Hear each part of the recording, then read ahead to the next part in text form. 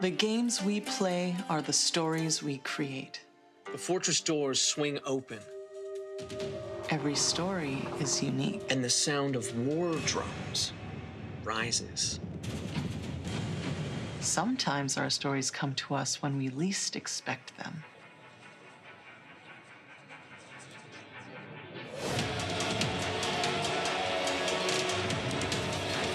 We need to be ready no matter where inspiration strikes. And sometimes our stories are told over great distances. No matter where your journey leads you or how your story is told. The games we play are the stories we create. Sirenscape can help make yours epic. Sirenscape is searchable, fast, and customizable from any device with no need to pre-install any sound. Adding epic atmosphere to your game has never been easier. Seeing maps and line of sight with the characters moving is a game changer, literally. The mind-blowing tech that's built into it, not having to use proprietary things, is great because you can have a 3D printer, you can make your own stuff, you can bring your own things to it, and you can still use it with all the stuff you have at home already, but make it even better. I've literally tried something with this with just like a TV flat with my computer plugged in, and it was just like such a hassle hiding the map. You just look at this and it's there. It's very awesome.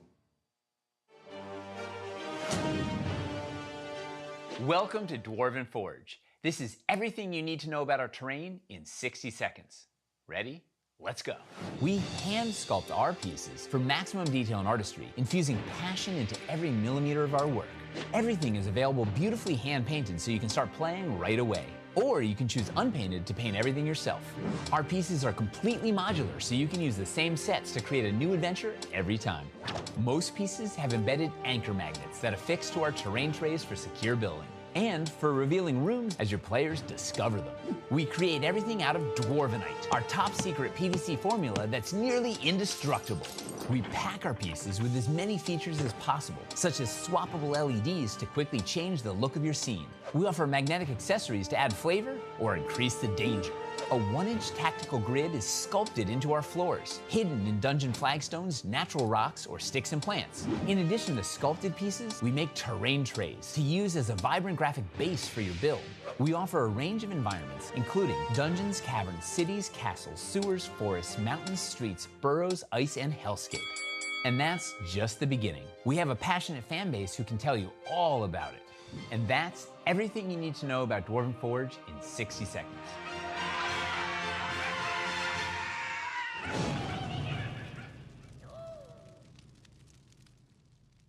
Do you miss playing Dungeons & Dragons, or just have a hard time finding a group in your hometown? Maybe you just wish you could play more. On Discord, we created a community of over 100 people who are playing D&D around the clock. I'm Noggins. Otzi. Cece. Piotr Strongshield. Katarina. Elder Sidivar Baba Negra. Tayel. Daria. Kostash Morach. Elros. Falfer Softfoot. Ketis Whitespine. Nestle Reindeer. Misery Cordelia. Jardani Gulreal. Body. Bragon Iron Tom. Nabuti. Dimitri. Shalara. Barf Battlebrain. Atomic Scray, mate. Shortleaf Frudari. Warren Greenstead. Melina Lee. Sesh Morses. Malachi Dupraki. Sarah Sklar Life Forger. Travas. Tamazar. Esmeralda Ambershake. Elder Waddleby. Dustin Morses. Morgan Reagan. Akshay Kirti. Sterling. By integrating Discord and D&D Beyond, we're able to provide an immersive experience that is the first of its kind. You can create a character from 1st to 15th level, and then roleplay 24/7 in our Discord channels while combating monsters, crafting weapons, training new skills, and searching for items across our campaign world. You'll also have the chance to participate in random combat encounters and go on monthly virtual quests. Ever wanted to try your hand at being a dungeon master? Or maybe you're an experienced dungeon master and just want the chance to run more adventures. As a community DM, you can run encounters and virtual quests for the community based on monthly modules written by our very own accomplished plot team. Join us. Join us. Check it out. Join the Discord. Join us! Join us. And let's create incredible stories together.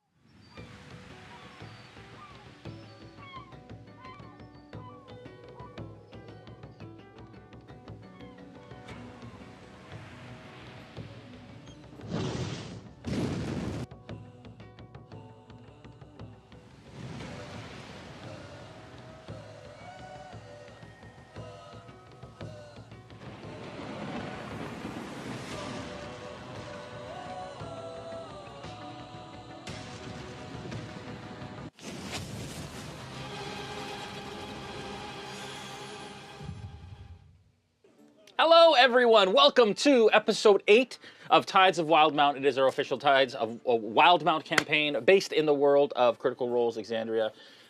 So excited and honored to be here. As usual, we got a bunch of quick announcements. I'll try and get through them as quick as possible. I'm almost as fast as the Micro Machines guy. Remember that? Or have I just dated myself? Nobody remembers Micro Machines guy. No? No? Okay, fine. I just killed like 5 seconds of time that I should have been doing announcements. Welcome, everyone, to another episode. Want to thank Dungeons & Dragons first, the amazing company that does all this amazing content for us that we play on an ongoing basis, on a weekly basis. Want to thank them for creating this amazing game that we know and love and play. Want to thank our first title sponsor, Hero Forge. Hero Forge creates an incredible online tool for creating miniatures that you can not only order fully colored, printed, to your doorstep, but you can also order an STL to print at home, or they sent you a blank one or an unpainted one that you can paint yourself. Check them out at heroforge.com. We use them for all of our player character miniatures and a bunch of other stuff that we also do. Check them out. It's awesome. Also want to thank Sirenscape. Sirenscape has an amazing online tool for adding ambiance, sound effects, music to your tabletop gaming experiences. You can check them out at sirenscape.com/RealmSmith. There's a ton of stuff that we've done for them as well. So if you search for RealmSmith in the search bar, you'll be able to see all the great stuff that we've done for them as well. Our third main title sponsor is Gameboard. Last Gameboard is an amazing technology where you can play board games and use your VTTs or virtual tabletops for TTRPGs on a Play digital surface that is touch sensitive. We used it for Champions of the Realm, so you can check it out there. But the functionality is unbelievable. And they're shipping, I believe, soon, and we are going to get ours soon so that we can actually use it on screen and at the table, which is great for like random encounters and things where I can just literally put the board on the table, have a map, and then we can put minis on it and go to it. Want to remind you of a couple awesome events coming up. The first one is a D&D in a castle, which is happening end of March.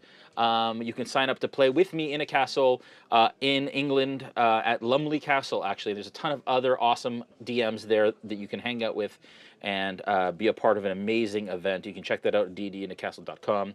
D3 at Sea is a fantasy-based cruise also happening in March. March is a busy month where Omega Jones is also another DM, as well as Brandon and Dave are also coming on the cruise and are going to be actually featured at my table as NPCs for part of it as well. So we're very excited about that. You totally threw me off. And of course, the Teens Quest in May. It's going to be a lot of fun, and we're very, very excited. So there's lots of really fun things coming up, as well as GaryCon. I will be at GaryCon. I think it's just me this time around, and I don't have a lot planned. So if you're going to GaryCon, make sure that you reach out to me, let me know that you're going to be there, or just approach me and make sure that you get a hold of me so that I can say hi and we can hang out and have some fun at GaryCon. That'd be great. Champions of the Realm, again, if you haven't watched it, go ahead and watch all the VODs. It was an incredible experience that we'll continue to talk about a bit as we go into what next iteration of Champions of the Realm looks like, which is currently in development now. Want to thank our Smithgardians and our Realm Watchers, of course, who guard our community, who manage it, who moderate it, and who create all of our content, not only for the Discord, but also for the Patreon. We have merch, which is awesome. And another great way to support RealmSmith and everything that we do. There are masks and t-shirts and hoodies and phone cases and all kinds of awesome stuff with our branding and stuff on them. I have I went to Port D and all I got was this stupid shirt. Love that. And Aftermath on Thursday. Check it out as we talk about this episode of Tides of Wildmount and everything else RealmSmith that we have going on. It's a cool behind-the-scenes look hosted by our very own Hillary Z. If you like what you see tonight, consider subscribing and sharing. Hit that bell icon to let you know that I always mess this up, so that you are made aware of when we go live, and enjoy our next episode as we venture into the wild.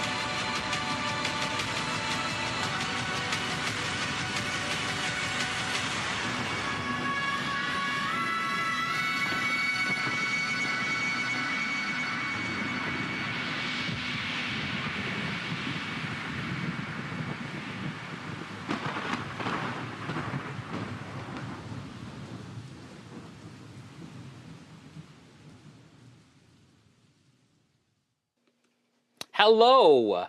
Welcome, everyone. Very, very excited. Last we left you all, we were in the Silver Lining Tavern. You were all enjoying the first hot meal. And, I mean, lukewarm, maybe, Yanil's porridge was, I'd say. And you had a fire for some, but this is your first decent, home-cooked, within and out of the woods kind of meal that you've had. You had made your way to the Herethus Enclave, a enclave and settlement that has built around a mysterious mine that seems to have some sort of interesting, I guess, mysteries and secrets that exist within, that the settlers of Herethus exist to explore and protect and to build a settlement around in order to do so. Immediately when we left you, Snow had pulled Tefra out of the Silver Lining Tavern, excuse me, to try and distract her, and she is fully distracted and fully engulfed in the story of the Seditious Six, as Snow has been kind of regaling her with that story, while inside, Sierra was trying to get some information regarding the area, regarding the mines, and the dangers that lie within. That is where we left you. Sierra, what do you do?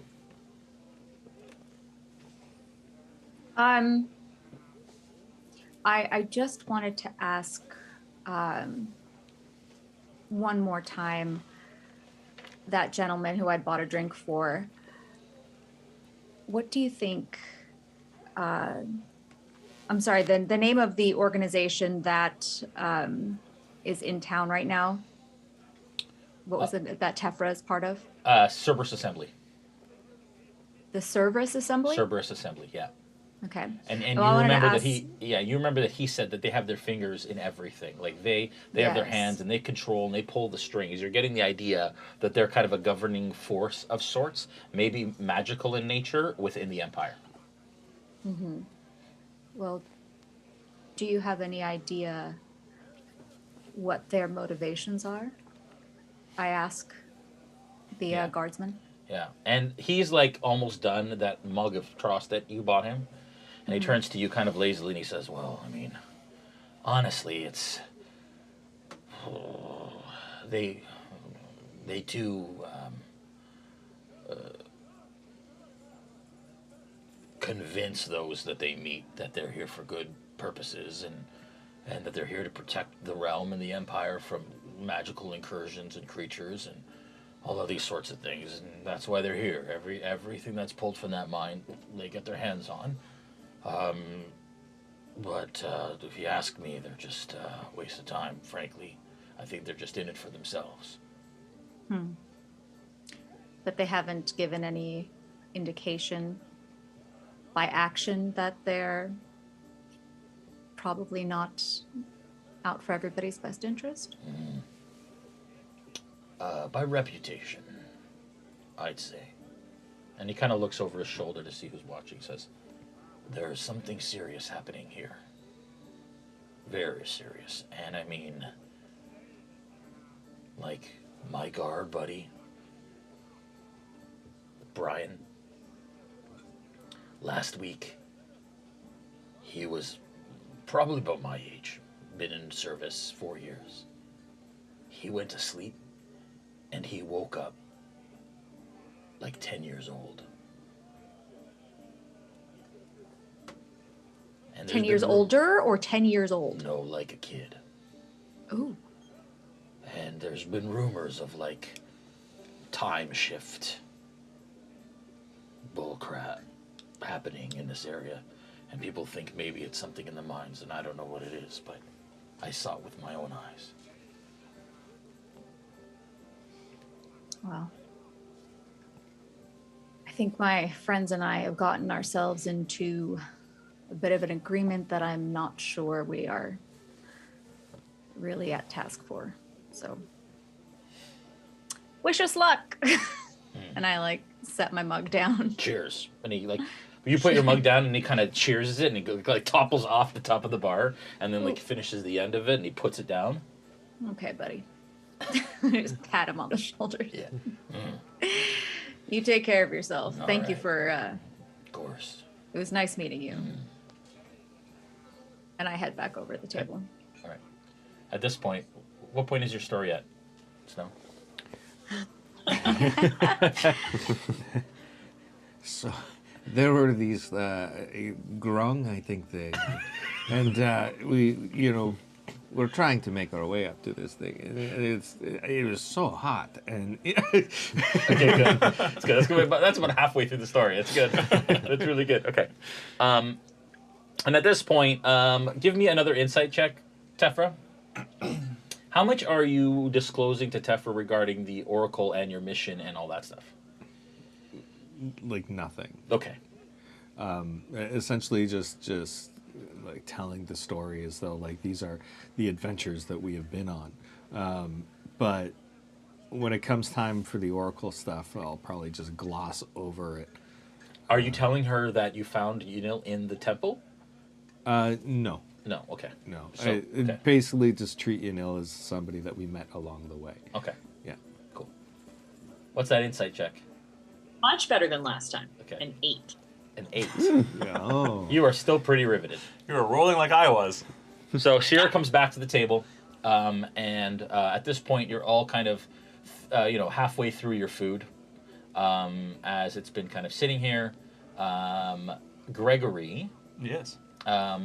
You've gained the information that I mentioned earlier. What else are you?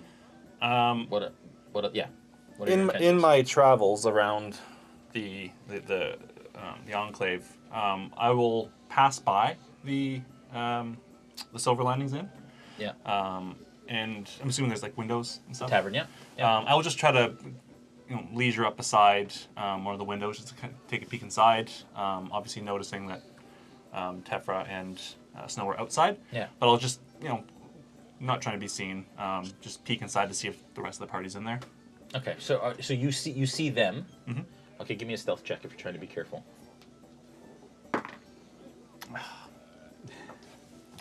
Luckily, I have a decent modifier on that. But 12. Okay. All right. But they wouldn't recognize me. No, well, I'm gonna say that they, you see people milling about the tavern. You see someone kind of look around the corner and then go back, but nobody you recognize. Okay. As you're telling your story. And then just peeking inside, I'm assuming I see all of them sitting there. I will then, at that point, see that they're still there, and I know where they are. Yeah. I'm going to do my best to I'm going to leave and try to just find, as best I can, hopefully I'll roll better, to just find a conversation that I can eavesdrop on, ideally from people that look like they work in the mine, or any conversation about being in the mine, around the mine, and just see what I can pick up from just conversation. Okay. I don't know if I noticed any particular area where there might be, people more common to that trade. Investigation check. Come on, just don't be a single digit. I feel like it's weighted. God. In the worst What is way. going on? 5. A 5. So in and around, you start walking through the wards, and you're not catching much conversation, unfortunately. apparently. And nothing more than just like kind of surface level hellos and goodbyes and general kind of conversation. Yep. As you kind of make your way through the Knoll ward, and the Knoll ward, what I will say is even with your rolls, you've kind of started to get kind of the names of the wards and how they work. Obviously the Bramble ward being where the tents are. Mm-hmm. The Briar ward being where the yurts are, and so on and so forth around. Yeah. Within the Knoll ward, you notice that one home is like constantly buzzing with bees. Like you walk by and you hear this really loud buzzing sound, and there's like bees kind of around one of the humble hovels. And then at another one, you see a warhorse, but like a dwarf-sized warhorse. Almost like a miniature warhorse kind of tethered to one of them as well. A war pony. A war pony. But that's pretty much it as you kind of go through. You're not catching all that much, unfortunately. I will, in frustration, basically make my way back towards the Silverlands Inn, but I'm going to wait outside, just kind of discreetly, until I see Tefra leave. Like leave for the night. Okay. And obviously, are you trying to hide, or are you just being casual until... Okay. Hiding in plain sight. Okay, give me a hide check. Stealth check. Better. 20. Okay. Cool. All right. You can within the tavern. You've noticed that Snow has not come in, and he's actually managed to have her out there for quite some time. What do you all do? Okay. You're. Sorry, can I see Snow from the doorway or entryway? I would say that the doorway isn't open to the tavern, so it opens and it closes. Okay. So no, you can't see it through the doorway. Gotcha. Zeneric is taking a sip of his wine, eating his pickled meat. His breath probably stinks. That's fine. But seeing Sierra come back, he says, "Any luck?" Found out something quite interesting about these mines. I don't really know what to expect. But they're probably far more dangerous than we even think. Dangerous how? Well, there was an account, and I point towards the drunken guardsman at the bar. That gentleman's recounted how one person went into those mines, died, and yet somehow came back. And another friend of his who somehow became 10 years old afterwards. And celestials and after I realize I'm talking about this, I kind of hush and bring myself in towards the group. Just creatures that I don't know if we're up for facing. Revivification is one thing. That's pretty remedial, especially for those of a clerical order, as someone who knows to divine. Turning back time to become childlike, that's reincarnation, but that's more of a druidic trait. But there's magic there that I don't know if I've ever seen or even heard of before. Neither have I. I'm more curious than ever now. I think we should definitely go. Anyone else? I think we should be careful. I wouldn't just go into uncharted territories so willingly and so unprotected. But I do agree that that sounds like I don't really know. Sorry? Also, this they seem to not be so thrilled about the assembly being here. I honestly wouldn't be either. That this isn't the Crown's God. How much do you two know about the Empire as a whole? Not much. Not very much, no. He leans in even closer. Not like super inconspicuous, but he just gets a little closer. Make sure his voice is a little hushed. And I'm like, I've lived a very sheltered life. When it comes to the Menagerie Coast, there's a bit more freedom. There's still rules, there's still guidelines, but you can kind of live a life as you want. Within the Empire,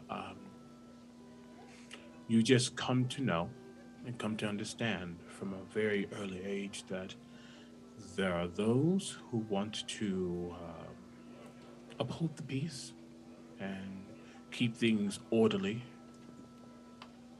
And then you hear about the whispers of those who work behind the scenes. You never know what's real and what's not, what's rumor and what's based in nonfiction. But there are those who hold the rope, the strings. That's the assembly. So if they're openly here, it's not to say you should be afraid, but they are clearly the ruling faction. No one else. I gathered that. I'm sorry.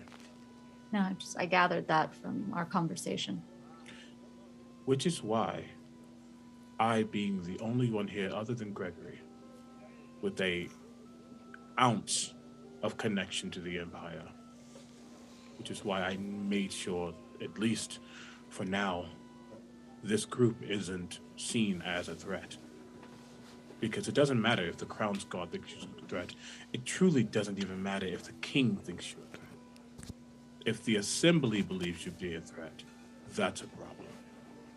Can I tell you what I think? By all I means. think right at this very moment, whatever is in those minds poses a much bigger threat than anything anybody can think of from us. That seems to be the case. And that's why I assume they are here as well. So we could kill two birds with one stone, gain trust and be trusted by those who have the power, and potentially learn something and or gain something from below. I'm not saying we shouldn't go. I'm just saying whatever we think is down there, or whatever we could imagine is down there, is probably in reality much worse.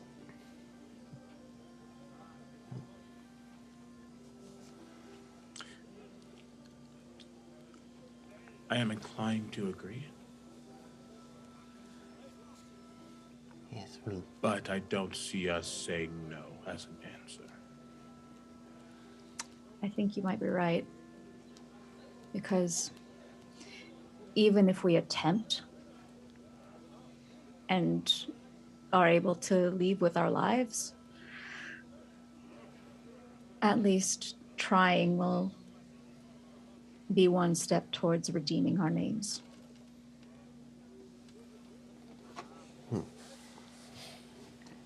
Yes, I have been tinkering a little bit, and a few modifications that I've made to some of my more defensive parts that I think we should be able to go in a bit more confidently than perhaps before. I'll leave it at that.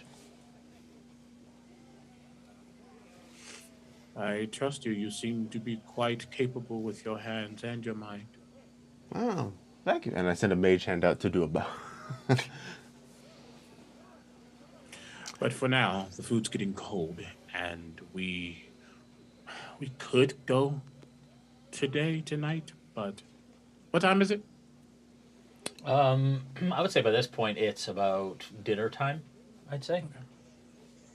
We could go tonight. I would assume that business in the mine is a sun up, sun down, moons up, moons down type of thing. But I would rather speak to the group because that seems like that might be a mission in itself. I think we should probably get as much rest as we can before heading out. Yes. Yes, I already tried to suggest to go right away and was met with some pushback, so probably first thing in the morning then. Lady Tefla was going to lead the way. Where did she go? What part of the story are you currently at, Snow? Tea and cookies. And they were brought in, as you know. Remember that part, And yes? they smelled amazing. How you doing here?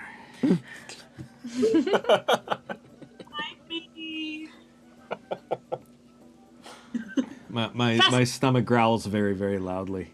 I'm sorry. I didn't eat any of the cookies. Oh, just takes a couple out of her pocket. Pocket cookie? Oh, thank you. They smell delicious. Perhaps we should go back in. I'm sure you are famished by now. Indeed. I could definitely go for some sauerbraten. Excellent, excellent. Let's go in and see the others. Okay. We'll follow. All right. As you kind of enter, you see them over there, and you ordered chunks of meat. Fairly cold at this point. Everyone else is done eating, but you see Tephra come in, and you watch Tephra go back into the tavern.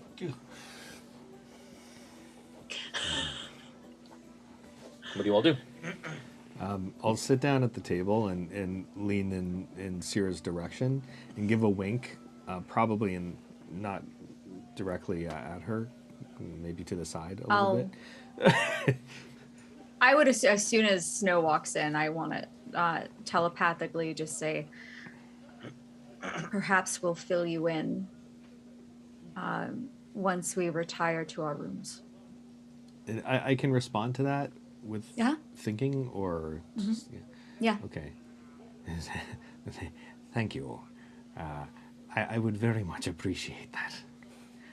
For right now, you should eat up. We got a long day tomorrow.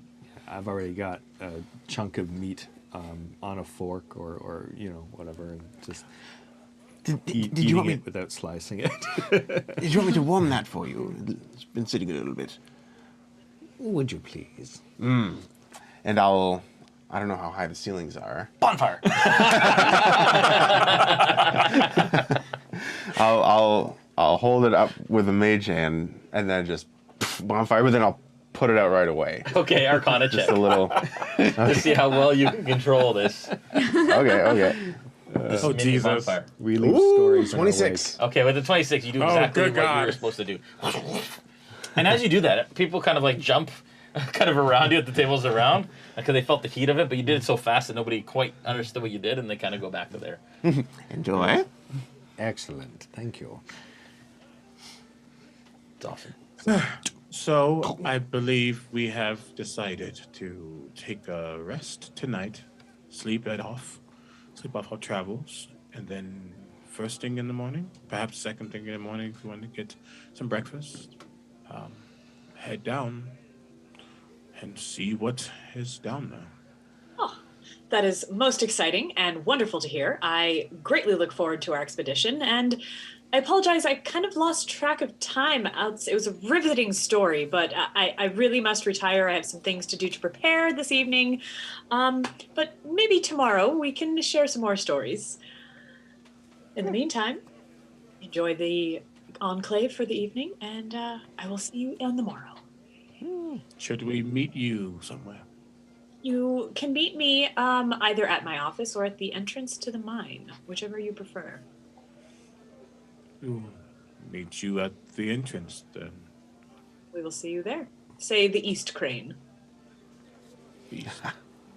I know that one. All right. Thank you. It was wonderful to meet you. And she just kind of nods at each of you and then walks out, nods at a couple of other patrons as she leaves. Thank you. Okay, all right. Tephra leaves. You watch as she walks out, and then she turns onto the road and heads back up towards the Enclave Hall. I will tail her as best I can.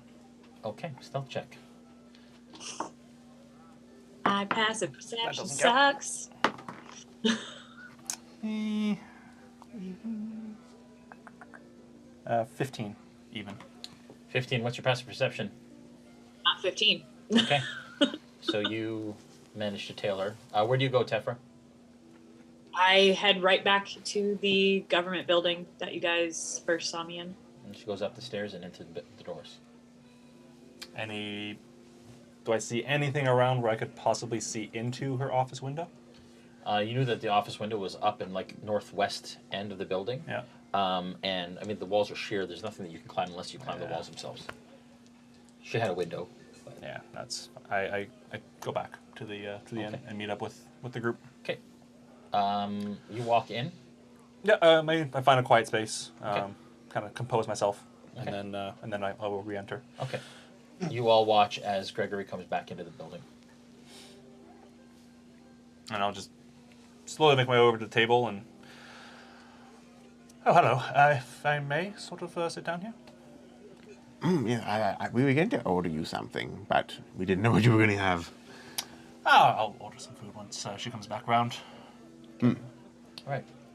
Is there anything else you all want to do here in the tavern before you leave? What's the plan?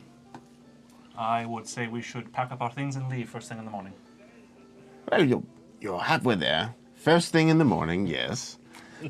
We are going to meet Lady Tefra at the East Crane to go over the discoveries of much curiosity and excitement. I would strongly recommend we don't do that.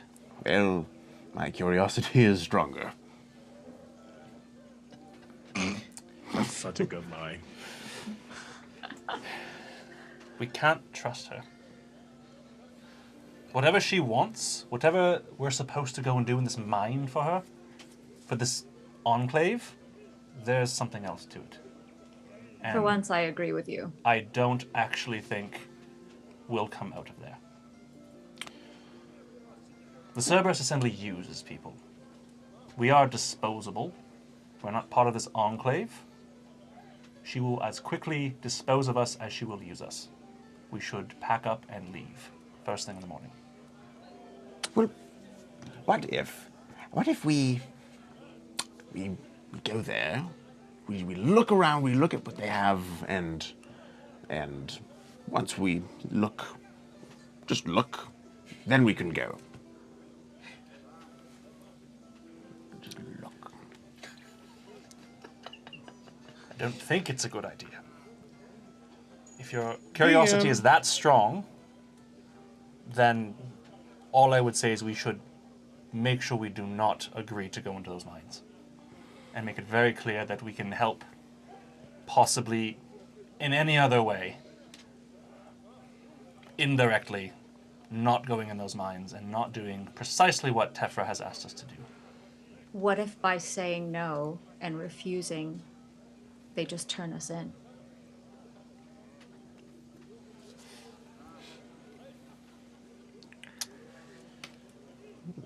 I don't think they do that. I think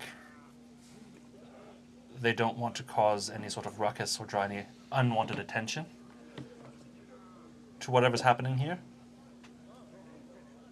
I think if we go in those mines, we will not come out. DM, Jay, two things. One is for you. Well, for him too. There's been a pattern. Gregory really wants to do something, and then when he gets to the place that he wants to do something, he suddenly turns off and doesn't want to do it. It happened once at the Order, and then it happened here. He seems very certain right now. Could I attempt to... Actually, no. Detect thoughts.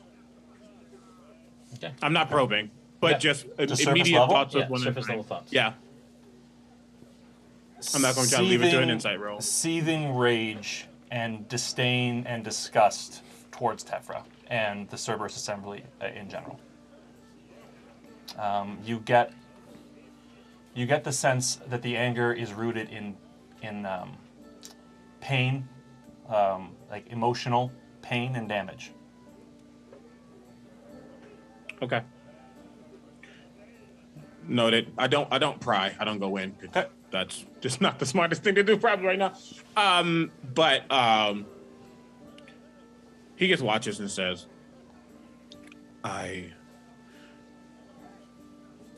you're the only other Empire person within this group right now.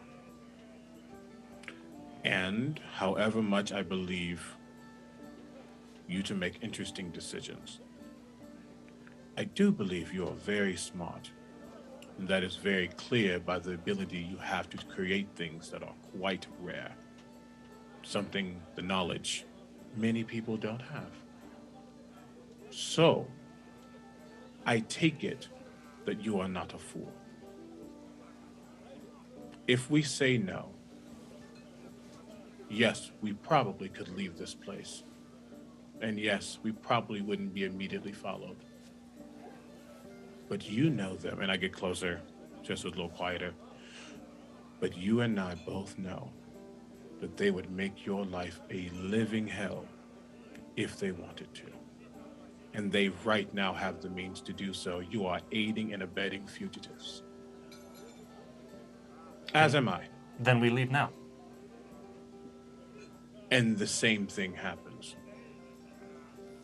Yanil says, as you all know, I believe in fate, and I believe that our hands, or our lives, are in the hands of fate, and it takes us where we are to go and keeps us from going where we shouldn't, and even when we decide to go somewhere we shouldn't, sometimes it's because we should have in the first place. All of that to say that I've been spurring us forward because there is a mission that we have. There is a task that we need to accomplish, that you are all tied to, even the new ones. And she looks at Zin, and then she looks at Gregory. But something has brought us here. Fate has led us here, and I sense great power hidden here. I sense something equally ominous and equally promising here. It's in the very essence of what this place is. And I didn't want to come here, but I've allowed fate to lead us where we need to go, and once again, fate has made a fool of me. And this is where we should be. I don't want to stay long. As you know, time is of the essence. But I believe we are meant to be here for a time.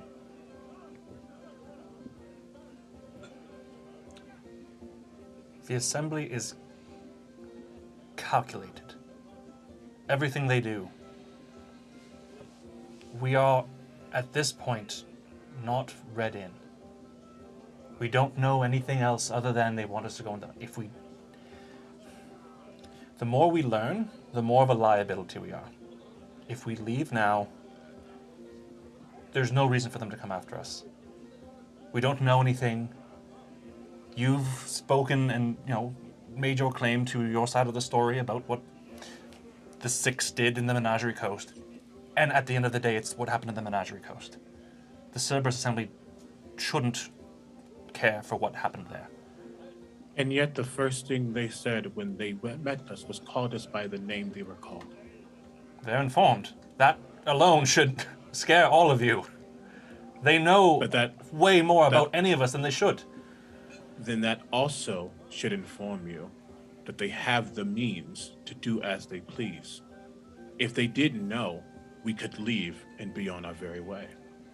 But the fact that they know, the fact that they have that information, it does not matter if we leave right now, or we leave tomorrow, or we leave in 2 days.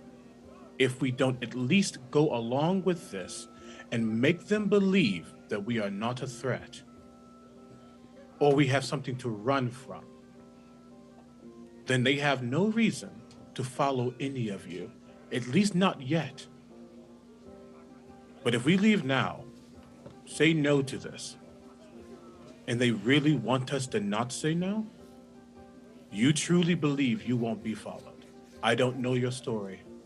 I don't need to know your story. That's not my type of performance. But I do know that if we don't at least go along with this, there is no hope, no reputation to be gained, no trust. You're just alone. And then they'll find you anyway.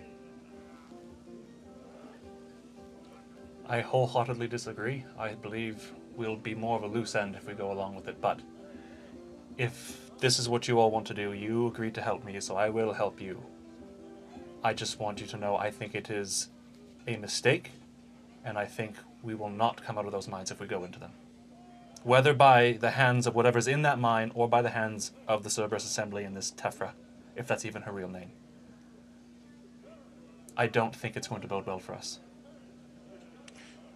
Well, luckily, if it does come to that, I have the ability to contact someone who doesn't have a problem, I assume, creating more of a public problem. Don't forget, we have a friend who just left the Deerstock. I am more than positive if he found out that the Cerberus Assembly was here, so close to their camp. Wow, that would be fun. Well, that was the other point I wanted to bring up. I don't think we should reveal him to Tefra. We should inform him to stay away. That was one of the first thoughts. I don't plan on bringing him up unless we need allies. And I don't think we'll immediately need one. But, as you said, we might not leave alive. I don't know much about politics or the things of this world. This isn't the world I was born in. It is the world I have returned to, and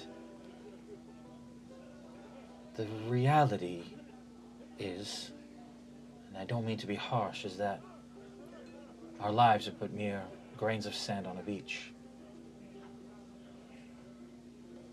I have seen many come. My kind have seen many come, and many go. And what separates those from mere grains of sand are those that make a difference, that follow their hearts and take chances. We miss all of the chances we don't take. I saw her thoughts when we were in her dwelling, and in her office, I think you called it, and I saw her thoughts. She wants our help. There is something sinister that lies under, and whether it's selfish or not, she wants our help. And if it means that we put ourselves in danger, then perhaps it's for the greater good. I sense great power here, but at the root of it, I think it is good. I think that what is happening here is good. But my kind have been put in place to research, to watch over such things, such phenomenon. I wasn't aware of this one. So I have great interest in finding out more. What is this phenomenon? I don't think I was around for that sort of conversation. What phenomenon are we discussing? Well, we were told that the caves, or the mines, I should say, carry a magic like many haven't seen or even heard of. Things to do with time. Does that ring any bells for me? History check.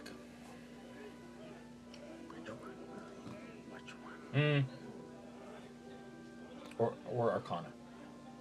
I have a feeling Arcana's not going to be what I want to use. Nope. Well, actually, they're the same modifier, so. Oh, that's not terrible. 17. Okay. History. Yeah, with a 17 history, you actually now recall hearing about a merchant, and this is lore that has kind of spread wide, a merchant that was traveling through the valley and instantly had a time shift, and they went from being just a mere merchant to a lord. And you're wondering if there's some correlation to this area. Okay. Well, in any case, I trust Yanil, and given our circumstances, I would rather die in battle than rot in a cell. Does anybody have any sort of hesitations to go in to speak to the Lord Storm, I think it was? Perhaps they could lend a little bit more insight before we go delving into the mine.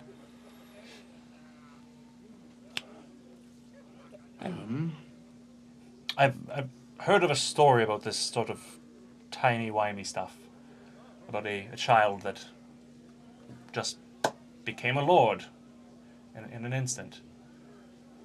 Perhaps this Lord Storm person might know.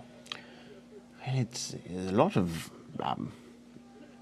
hypotheses and theorizing. I just want to get a look at what it is. But if you think maybe we can gain a little more knowledge. I'm not saying not to go to the crane, if that is... I understand your curiosity. I'm more just saying as maybe something we do before or after. Right. Before we go into the mine, for sure. Yes. Well, maybe... How about we just get some rest first? I think we are all seething with tension and excitement, whether that's good or bad. And it's been a long 6 days of travel. I would like to lay down at least. In the morning, we can find if this Storm individual is even here. He might be the Lord of the Enclave, but it does not mean he might be around. If he is, then sure, have a conversation. I'm sure he knows many things. I don't know much more what he would give versus what she gave, but if he has information, all information is valuable. Sounds cool. I'll get my own room. I'd prefer to have a space to myself this evening. No offense to any of you, but it has been a while, and I would like to just decompress on my own. It's fine with me. Like? Suppose this is fair. What do you think, Yanil? Oh. She has no opinion, I think, on this. Sounds good. Well... Yanil is in the little tortoise room. Yeah. Okay, so plan, go to bed, and then wake up in the morning and link up with Tefra to go see the mine first. We did say we were going to meet her at the entrance. At the entrance, yeah. Okay. In the eastern one. Okay. Sounds good. Snow? There's been a lot of discussion, lots of things that I do not fully understand yet, but I do share some of the concerns at this table, and I understand that the very first thing to be mentioned about us is that name that has been given to us. From what we know of this assembly, that could be a threat.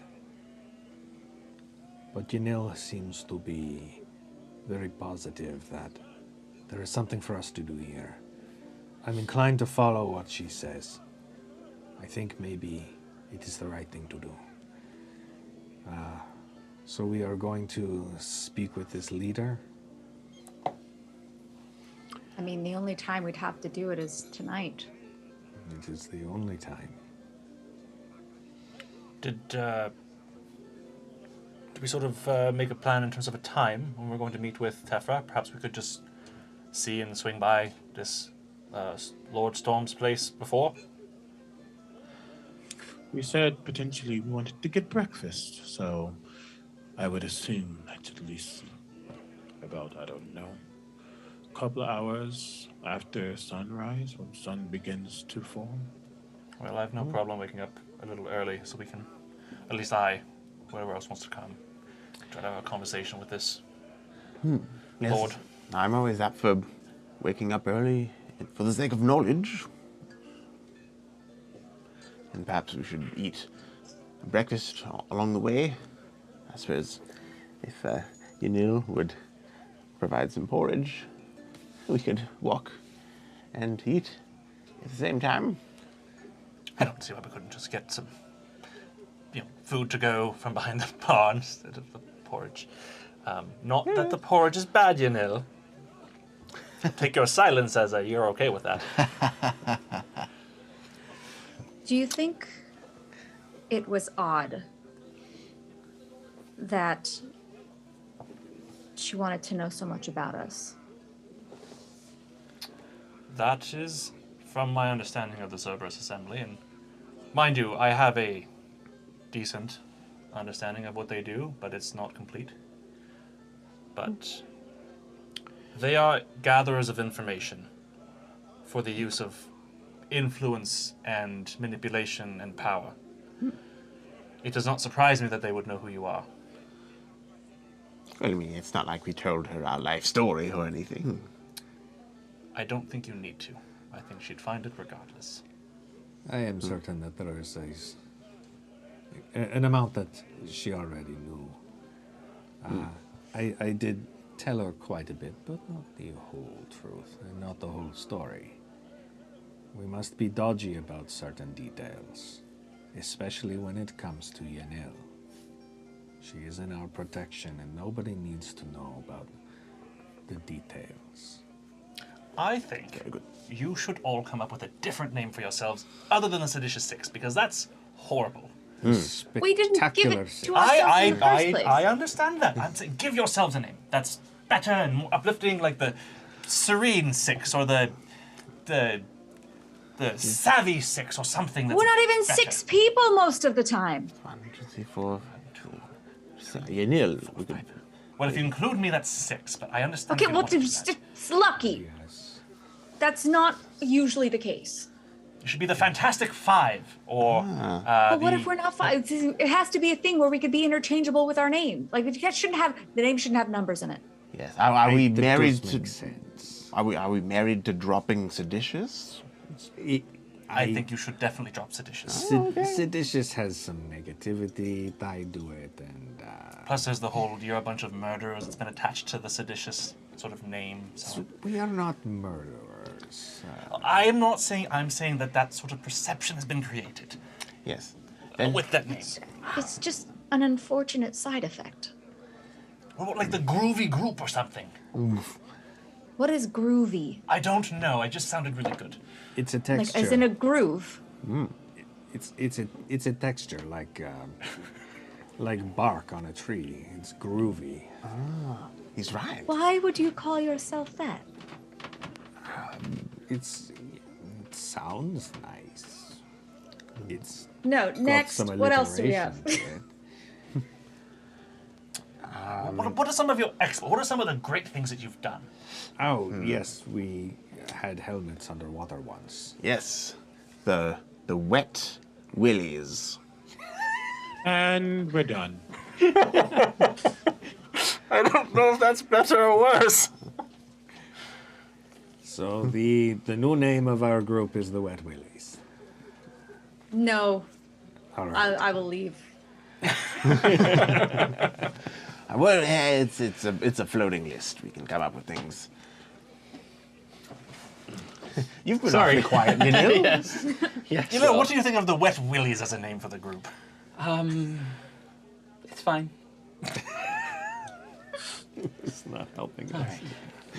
Right. Zanil, wow. Zenrik. Zenrik just pushes his plate when he's finished and begins to stand. I'm going to head back to the inn. And I look at Gregory, we did get 3 rooms for 2, but if you stay by yourself, that is fine. I can cover the cost for the room. I don't want to put anybody out. But there is no cost. Is Lady Tefla's covering? Well, I think I'd still prefer to purchase my own room. I think the It's innkeeper still would no prefer cost, that as but well. if you want to waste the money that you claim not to already have, then by all means. I'm going to go lay down. Whoever's sleeping in the room that I am staying in, you don't worry about being loud. I sleep very easily. And I'm just going to start to walk out. Okay. Time to hit the hay. Ready, Snow? I'm ready to go. Yeah, retiring to the rooms for the night. Okay. I'm getting my own separate room. Okay. I'd rather sleep alone. Okay. Are you paying for that room? Yes. Yes. Okay. Myself and Yanil, I'm guessing. Yeah, okay. Okay, so it's Yanil and Sierra, Snow and Bolt? Sure. And then Sounds Zin. that way. Then I'm by myself in a 2-bedroom room. That's fine. Okay. I mean, you can get a 1-bedroom if you want. Yeah, I'll just get a 1-bedroom, just some, yeah. Sure. Yeah, that's fine. Okay, and then the cost for you for a single bedroom? Mm-hmm. 1 sec. But you said 2 gold or It's something. 2 gold. Yeah, I think so. It's 2 gold. But that's a larger room with a double bed. It was a silver for the doubles, I believe. Yeah, a comfortable room with 1 bed and a shared bathroom is 8 silver. Okay, that's fine. I'll pay that. And your room with 2 beds is 5 silver each. Yeah. Oh, 5 silver each. But ours is covered. Oh, but that ours is Yeah. covered, Yours is right? covered, yeah. Okay. Yeah, perfect. Okay. All right.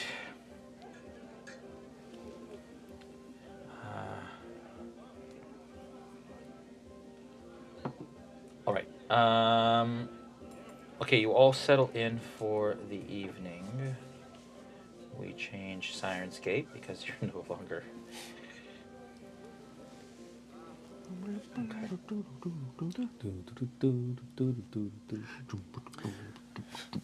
A tavern band should really learn a different song. Yeah, I know. That's a favorite. Before you all settle in, is there anything you want to do with the rest of your evening? It's still just after 8 o'clock.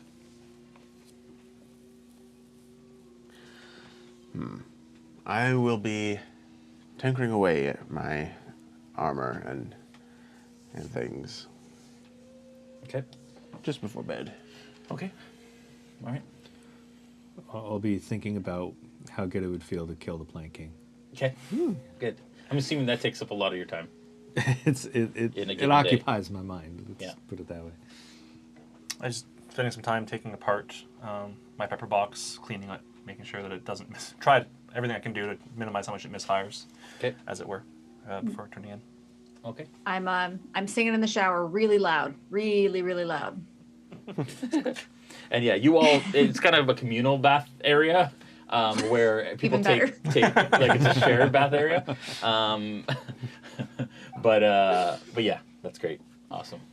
Anyone else? And I am doing some calisthenics for the most part, just trying to limber my body up and lay down. But I'm also, when I lay in bed, I take one of my scimitars and then I just conjure up a wind, and I guess I balance it in the air, just constantly thinking. And when Tajina is like perched on like a corner, and I can simply say, oh, why do things have to be so difficult? And I just constantly just rest until I finally stop that and go to sleep. Okay. Anyone else? Did I missing anybody? That was it, right? Yanil. Yanil is asleep by the time you get back, Sierra, and she's not even sleeping in the bed. She's sleeping at the foot of the bed, kind of in her shell. Oh. When you come in. I just kind of make sure she's all right. Yep. And tuck in for the night. Okay. Actually, I do one thing, but I'll send it to you, Jason. Okay. Don't worry, it ain't nothing special. All right. Sierra. After you've settled in and you finally find some sleep, your dreams take you back to when you were in the gorge, fighting the sand assassins. And it plays out pretty much the way that you remember it. In fact, identically. But when the last one is felled, when the last one is killed, it falls and is still solid. Remember, they all turned into swirls of sand and dissipated? Mm-hmm. And you find yourself going over to the body, and you look down and you remove the scarf that covers the face of these assassins. And you remember just these like red kind of like searing eyes under a scarf in darkness. And as you pull this scarf across, it's the face of your brother.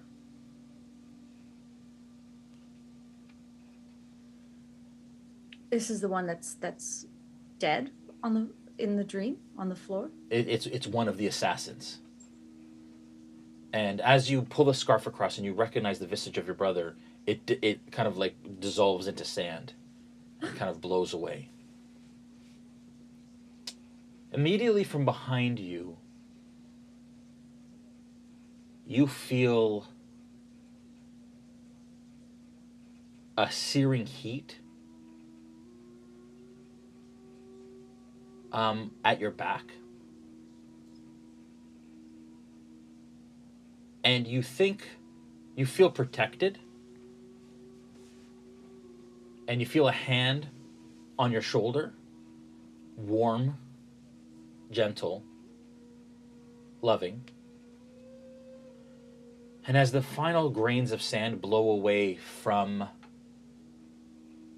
your brother's visage, or the creature that had fallen in front of you, once all the sand is cleared, there is a single feather, large feather. And it's a dark purple color.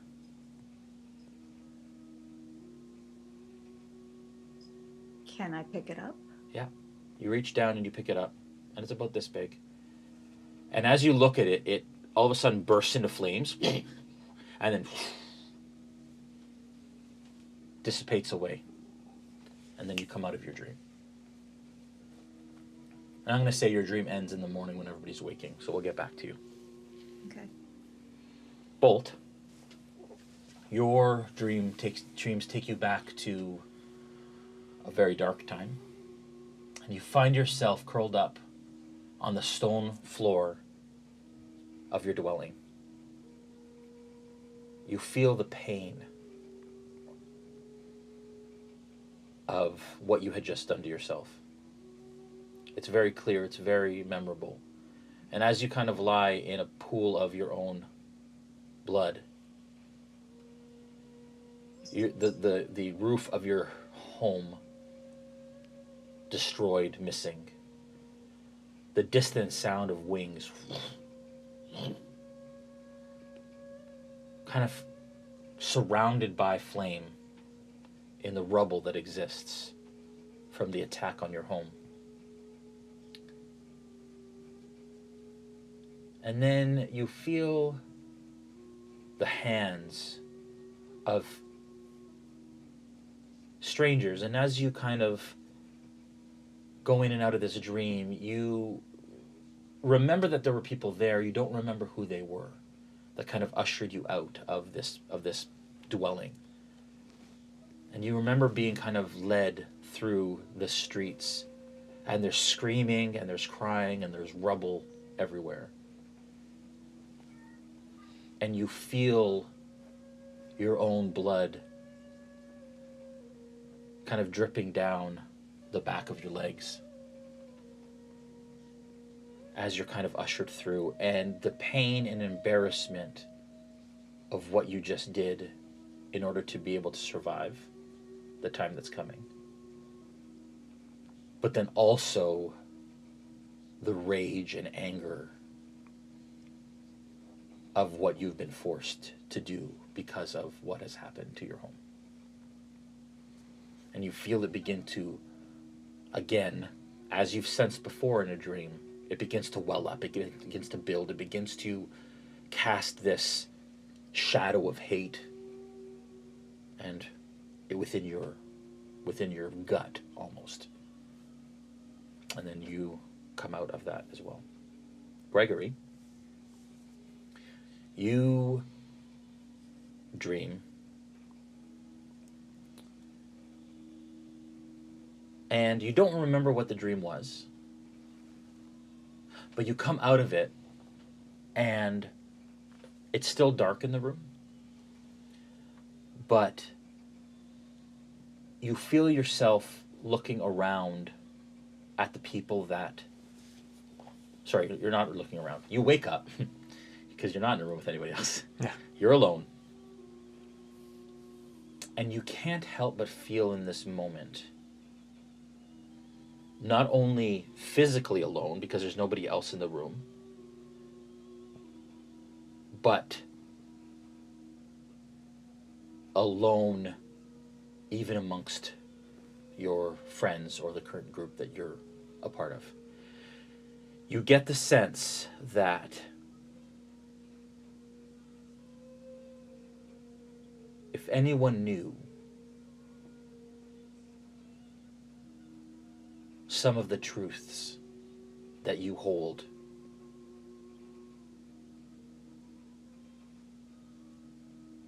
if anybody found out some of those secrets that you keep, that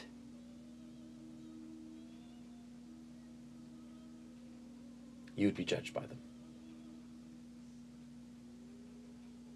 And in that moment you feel, whatever that dream was that spurred this, and the feeling you get from that is just a disdain for primarily the assembly initially, because it's fresh in your mind, but also the disdain for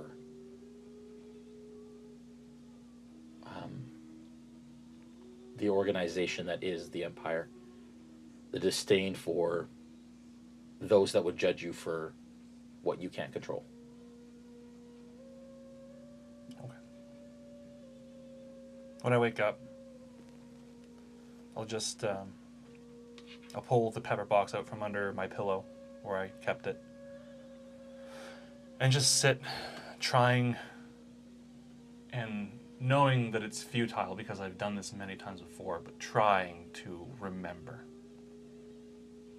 And I'll sit there just staring at the pepper box, trying my best to remember, to pull on any thread that I can. And after 5-10 minutes, just sort of sigh in resignation, and then get ready for the day.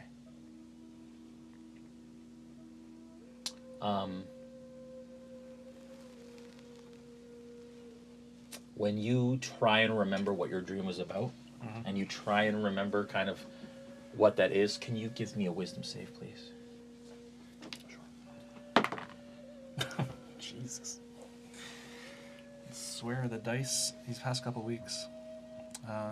Wisdom save 11. Okay.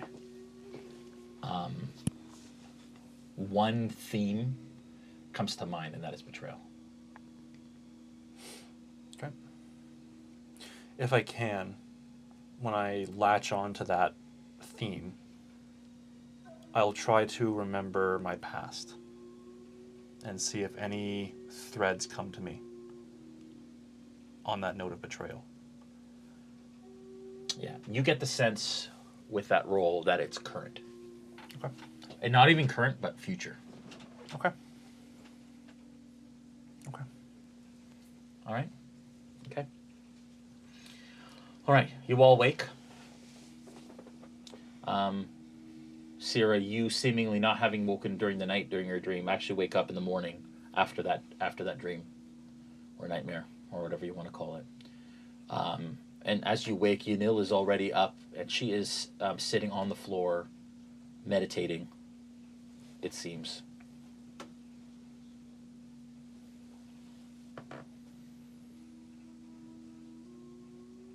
I was muted.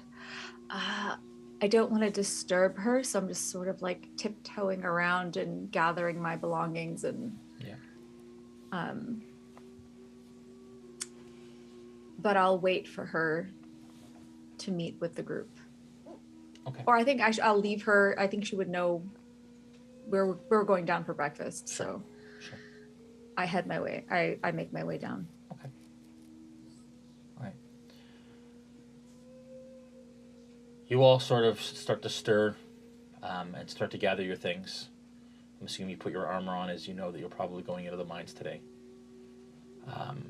And you all end up coming down and meeting in the common, sorry, not in the common room, in the foyer, because there is no food here.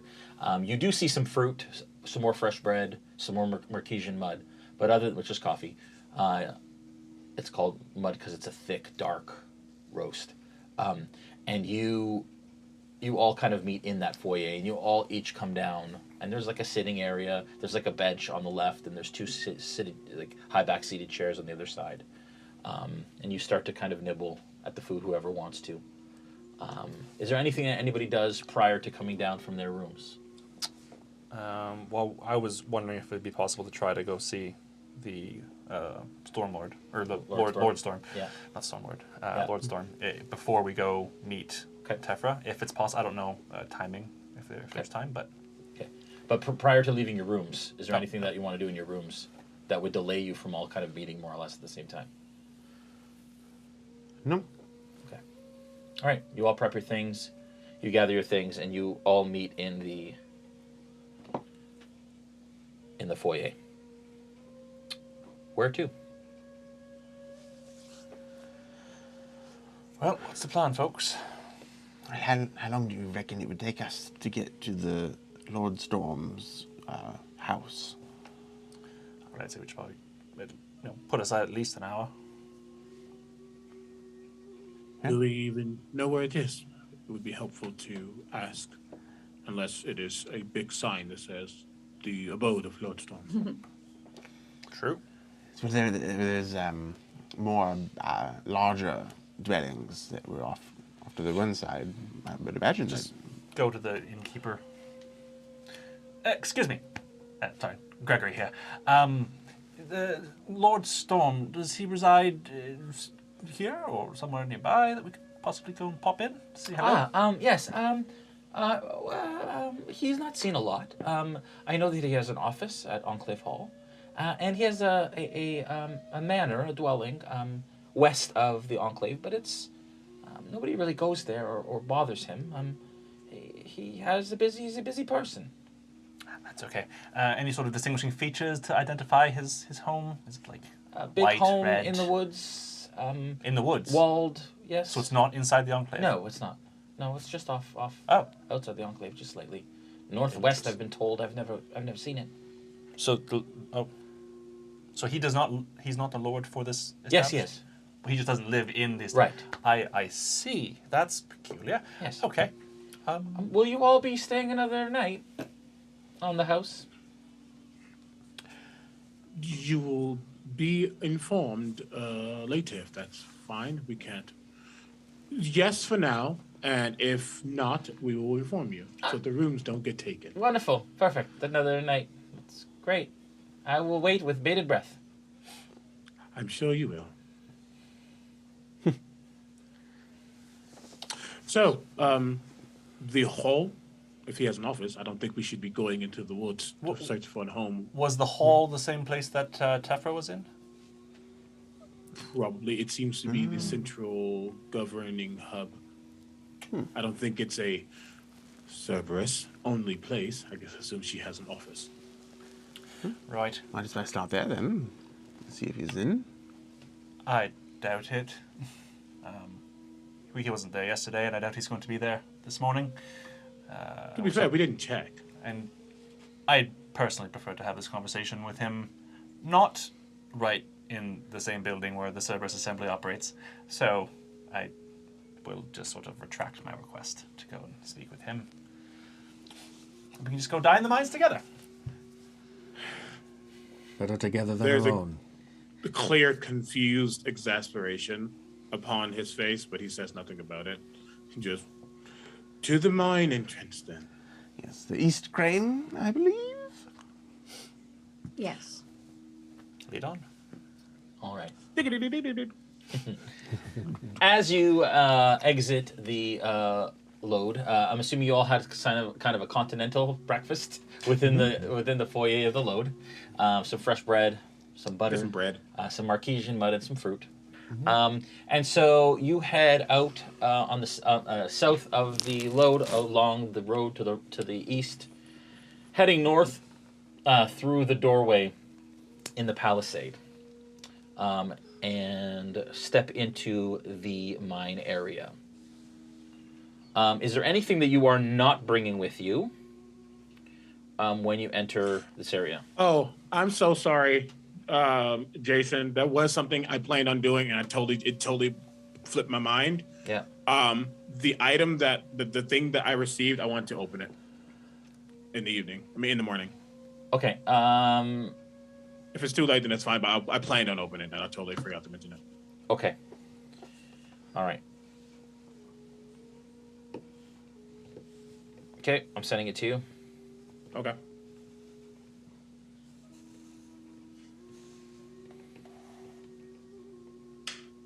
Sorry, just sending that right information right now. No worries. That's my bad. I totally forgot to say something. Know when you have like a sticky note and you look at everywhere but the sticky note? Yeah. Put something where you remember it and you forget it? Yeah. Yep. All right. As you enter through the palisade, it's actually kind of amazing how much noise the palisade blocks from the inner workings here. It's actually quite cacophonous and loud, with the cranes all moving and shifting. The central to the settlement of Herethus lies the mine itself. The sheer vertical walls of the mine, you see it's this massive 200 by 200 foot kind of gaping pit. They drop rapidly into the depths. Timber hoists and pulleys hang like large insects over the pit. Thick ropes dropping down into the darkness.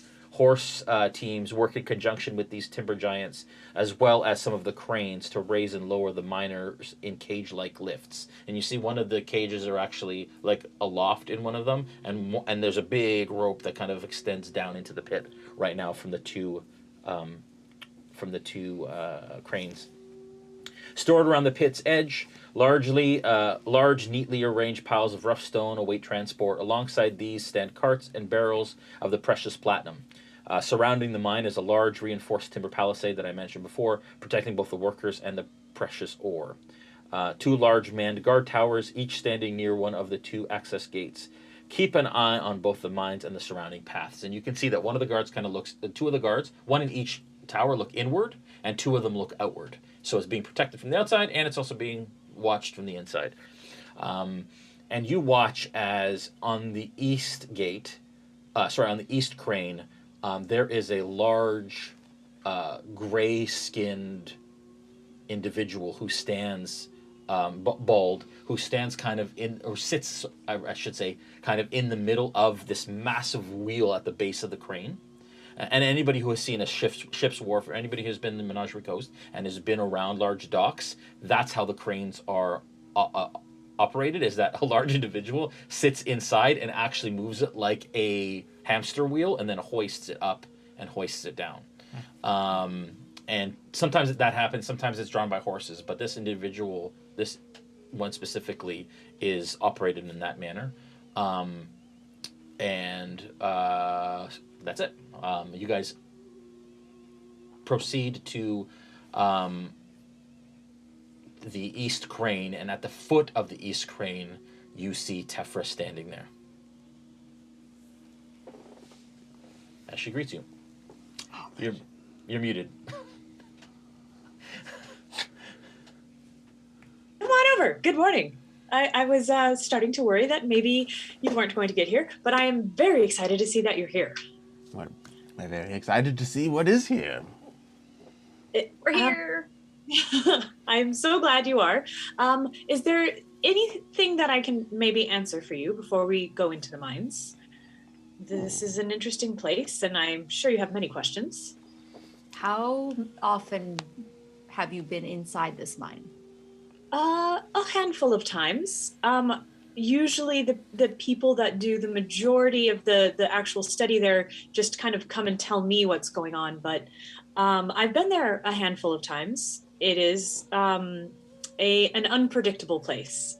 never know what you might run across. Although, to be fair, we're not going to the most dangerous places, so that should make you feel slightly better. We're not going that deep. It doesn't. Well, what is the farthest distance that anyone's traveled within it? Oh dear. Well, the mine shaft itself goes down about half a mile. And there are few people here that are brave enough and strong enough to venture to those dark, infernal tunnels. But they do, and they have reported some incredible things. Yeah, so about half a mile down. And what is it that you want from us specifically?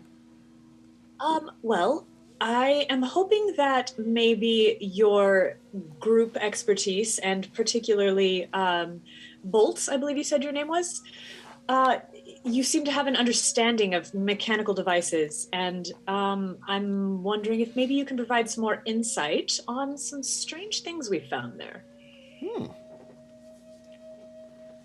Happy to. Excellent. I am most looking forward to this. Well, if there's no more questions, shall we? As you say that, you kind of turn towards the large creature, and for those that have met a Goliath before, that is who is in the. And he kind of like looks at you, and he limbers up, and he kind of stands up and grabs onto sort of the. There are kind of slats along the inside of the wheel, and begins to kind of bring down the crane, and then is able to maneuver it so that the cage, which could fit all of you, kind of lands on a little wooden platform that overhangs the pit. And the cage door is facing kind of the outer rim of the mine. He kind of gets out of the thing, he comes over and he opens up the cage, says, "If you're ready."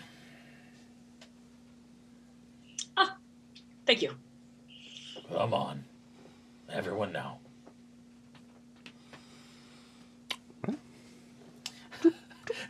Bolt happily kind of gets into the cage, and as you look down, it goes down a little ways, and you see some roots and kind of rough rock, and it just goes down into complete darkness.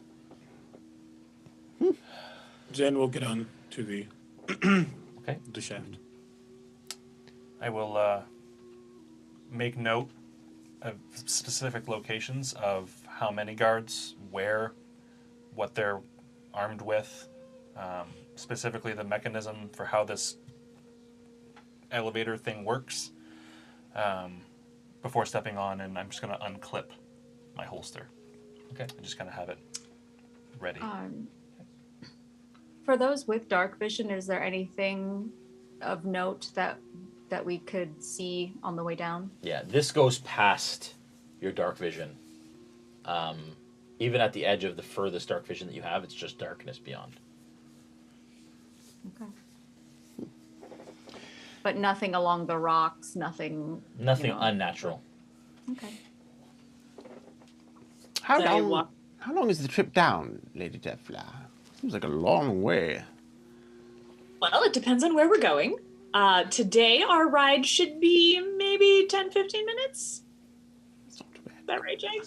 You're going down 700 feet, and it moves at about... it actually moves at, like, regular speed. So just a few minutes. So hang on. So at math, 700 divided by 30. 10, 20... About 22 minutes. 20, so 22 rounds. So 22 times 6 seconds. You mean divided by? Wait, this breaks my brain.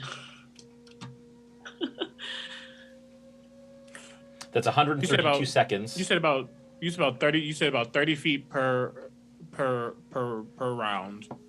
Yeah, 30 feet per round. And it's 700 feet below. Yeah. That's about 22 rounds. So 22 times 6 would be seconds, which is 132, I think. Something like that. So just over 2 minutes. Divide by 60. So yeah, about 2 minutes.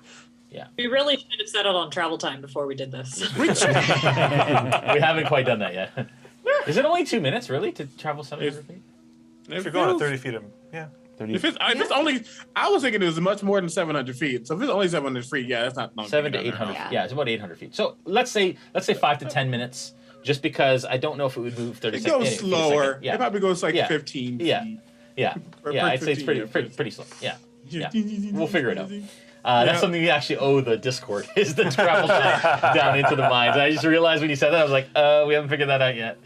I was like, Smithgardian. I'd say 10 to 15 minutes. That's about the time you get in and everything. Okay. You all get into the cage. The cage is closed.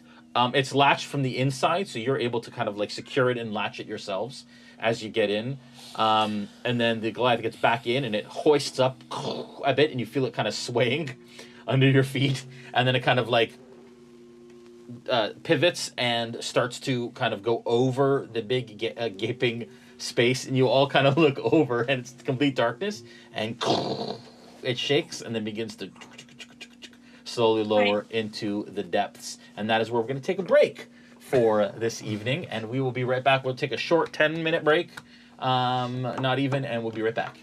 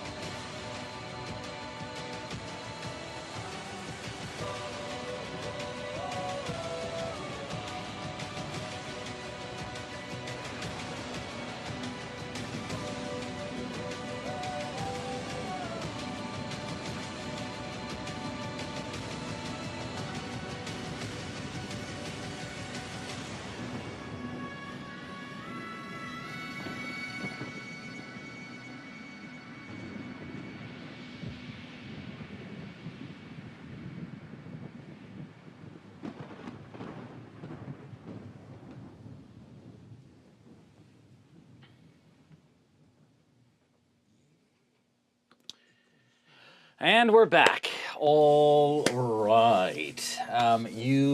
The cage that you are currently in begins to descend into the depths of the Herethus mines. Is it lit? It's good question. It is not currently lit, and as you start to go down, you start to go 100, 200, 300. As it starts to kind of plummet down into the mine, the light of above kind of goes for the first kind of 100 feet, and then it starts to really dim until you're in darkness. There is a, what am I trying to say? The two swords are just grabbed for a second, and he just like slices them on each other. And there's like, as the spark kind of comes off of that, it kind of envelops him from the ground up as I guess cast mage armor. Okay. All right. Who doesn't have dark vision? Okay. All right, the two of you. Blind sight. Yeah. 30 feet of blind sight. Okay. All right. And as it starts to plummet, you do see that there is another rope that is extended kind of past where you are. And when you reach about the 400-foot mark, you imagine, and actually throughout there's kind of big marks with like etchings and writings along, showing kind of depth markers on the inside of the mine, kind of understanding how far you're going every 100 feet or so. When you hit the 400-foot mark, on the east side of the mine, you see that there's a big opening, almost like an opening of a cavern as you kind of cross it. And I'm assuming, for those of you that can't see, are you lighting? I'll light a torch. Torch? Okay. As you kind of cross that first cavern area, you see that it's a big open space that's bisected by the pit itself that extends from the pit. And you see that there are some torches that are in there. And where you're coming down at, you're coming at the other side, so it's like 200 feet away, almost, this cavern on the side of the thing. And you see kind of a like shimmer to that space in front, almost like there's a protective wall of sorts that is blocking, or is at least protecting or defending that kind of cavernous space. It continues to go, and within that space you see like mine carts and some rubble. You see a couple humanoid kind of beings in silhouettes kind of moving and milling about in there, and then it continues to plummet. It goes down another 300, 400, 500 feet, and you notice how the walls of the cavern turn from like green, sort of mossy, root-filled walls to more of a dark kind of granite, hard stone. And below, you see tiny pinpricks of blue light kind of glowing in the darkness. Super, super, super far down, even still. Like, I'd say another 300-400 feet down from where you are. Finally, after 10-15 minutes, it comes to rest. And it comes to rest in front of another kind of cavern opening area. And that area, as it stops, the cage kind of starts to sway a little bit. And then begins to kind of like rotate around so that it kind of lines up with the edge of this space. And you can see still that shimmer of some sort of force field or wall of force that protects this kind of cavernous opening that extends in. And from in, you see this like dull sort of kind of blue glow that exists. Tefra, you're up. Ah, we have arrived. Welcome. To where exactly? Well, we don't really have a name for this place, except that we know that there are many dwarven ruins on this level. And in all of the infinite wisdom of the Cerberus Assembly, you didn't decide to put lights for those who can't see in the dark. Ah, just you wait. There is some wonderful lighting a little bit farther in. And this is known as the dotted level of the mines. Nuvar is the top, kind of new, closer. Dotted is kind of the second one. Oh yeah, I guess we do have a name for the level. Yeah. Yep. I was like, We don't? Name for the level, but not necessarily, yeah, exactly. I am trying to find your wonderful map, Hillary, of the staging area, and I can't find it. I can send it to you real quick. Thank you. Quickish. Yeah. And while this is happening, can we get off of the... Yeah, and so you unlatch it. As it kind of settles, you unlatch it. And Tephra just steps right out of the cage through this, and you can see it kind of like outline her as she kind of steps through this barrier onto the other side. Can I try to ascertain, like, this barrier? It just seems like it's protective in some way. Yeah, it seems like it's protective. Give me an Arcana check. Okay. 18. Yeah, Wait, with no, yeah, 18. Yeah, it's some sort of wall of force. But you do get the sense that it's a discerning magic that only allows certain things through. As she kind of goes through with no problem. She doesn't dispel it, she just kind of enters. And you imagine that there's some sort of buffer based on who enters and who doesn't. I'm just gonna like reach my hand out and then like try to go through it, put my hand through it. Yeah, your hand goes through it, no problem. It kind of tingles on the edges, but... Yeah, he just kind of looks at it for a moment. It won't hurt you. It's just to keep some of the bigger beasties from getting up here. There are some rather nasty things down farther below, and this just helps to keep it a little safer. So you wouldn't mind dispelling it for now until we're done here, and then you can put this spell back up? I can't do that. That would leave this entire level vulnerable in case anything from below came up, but it will not hurt you, I promise. Zinric walks through. Once he sees that, like, it's not something that... I mean, he didn't think it was going to hurt. He just wanted to understand what it was. He just kind of shrugs and walks through. Okay. You must understand, we have people here mining, and I wouldn't want to put them in danger. I'll push a mechanical mage hand through and back through just to get a sense. Oh, wow. Don't worry about it. Just come on. This whole thing is moving, and it's very disconcerting. Oh, yeah. Yeah. Let me grab my shoulder. Let me lead you. Yeah. This way. Okay. I'm going to bring up this awesome map that Hillary did, so I'll just be 1 second, and then I'll be right back. So you guys talk amongst yourselves as you... I can go there if you want. No, it's okay. Okay, yeah, sure. Good. I just put it in the folder. Yeah. All right. So you all kind of... does everybody willingly, some of us not so willingly, step through this barrier? I'll step through. Okay. Mm-hmm. All right. There's a kind of a magical barrier that they use. Step right through it. Oh, that's what the tingling is then. Yes. Is it? All right. Yes. Yeah. Mm-hmm. Do you feel it? Do you feel when you go through? All I am looking forward to is solid floor. That is not moving. Yeah. So as you step through, your boot kind of hits solid floor. You don't wear boots, do you? Do you?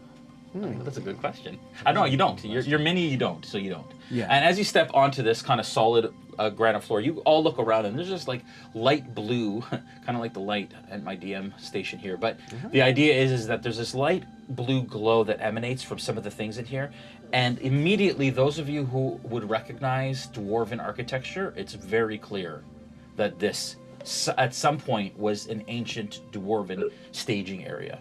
You also see that there are tracks leading out into multiple sort of bigger size, kind of human-sized tunnels. And then you also see that there are other tunnels, holes, littered throughout the cavern on the inside. And you saw some of these holes actually were littered throughout the shaft of the pit. And those looked a bit more like burrowing creatures. And you all have heard of the ankegs that are around, and you imagine that all of these holes were potentially dug by creatures who had been tunneling through this area. Immediately when you step off, you notice that there is a fire pit that is no longer lit with stumps that exist.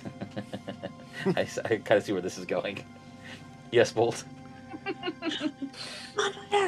Would it seem improprietous of me to just give us a little bit of extra light here using this pit? That's up to Tephra. Lady Tephra. Please, you're more than welcome to. I'm surprised it's not lit right now. Well, thank you. He really can't help himself. An unlit fire pit is like a well, I don't I just like them. You could see his fingers start twitching. Bit of a pyromaniac. And in the center of this big cavernous area is a dais, it appears, and it has like little lines that intersect in and around it, and it has this all the lines that kind of go around, and then around the perimeter of the round part of the dais is this blue kind of glow, and in braziers around in the corners of these are also these crystals that are kind of like piled in dais. Yeah, you can bring it up now. In a dais that glow blue. Ooh, that's so pretty. Isn't that pretty? Hillary, well done. Wow. There is done. also a little bit of a rough-hewn table in the middle. It's got what appears to be maybe a map of the tunnel system in it, along with a scroll with some candles that are not currently lit. And then in the back, closer to the back of the wall, there is a large statue with candles. That some of them are lit, some of them gone out.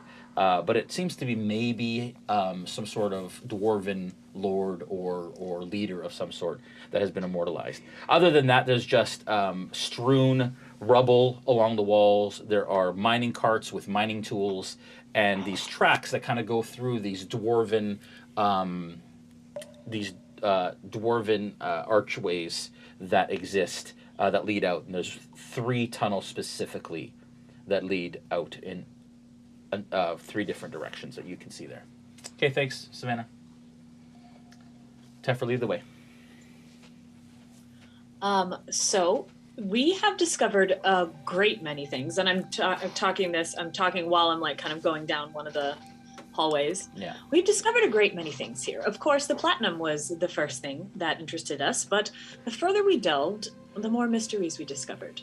Clearly, we are in a dwarven city that is no longer occupied and in a state of terrible disrepair, but there are many mysteries to be found here. And even below, we discovered a portion of the Underdark that somehow intersects. And even lower than that, a portion that seems to have fiendish or abyssal qualities to it. It seems that the borders between planes, the borders between realities here are just as muddled as the borders between moments and lives.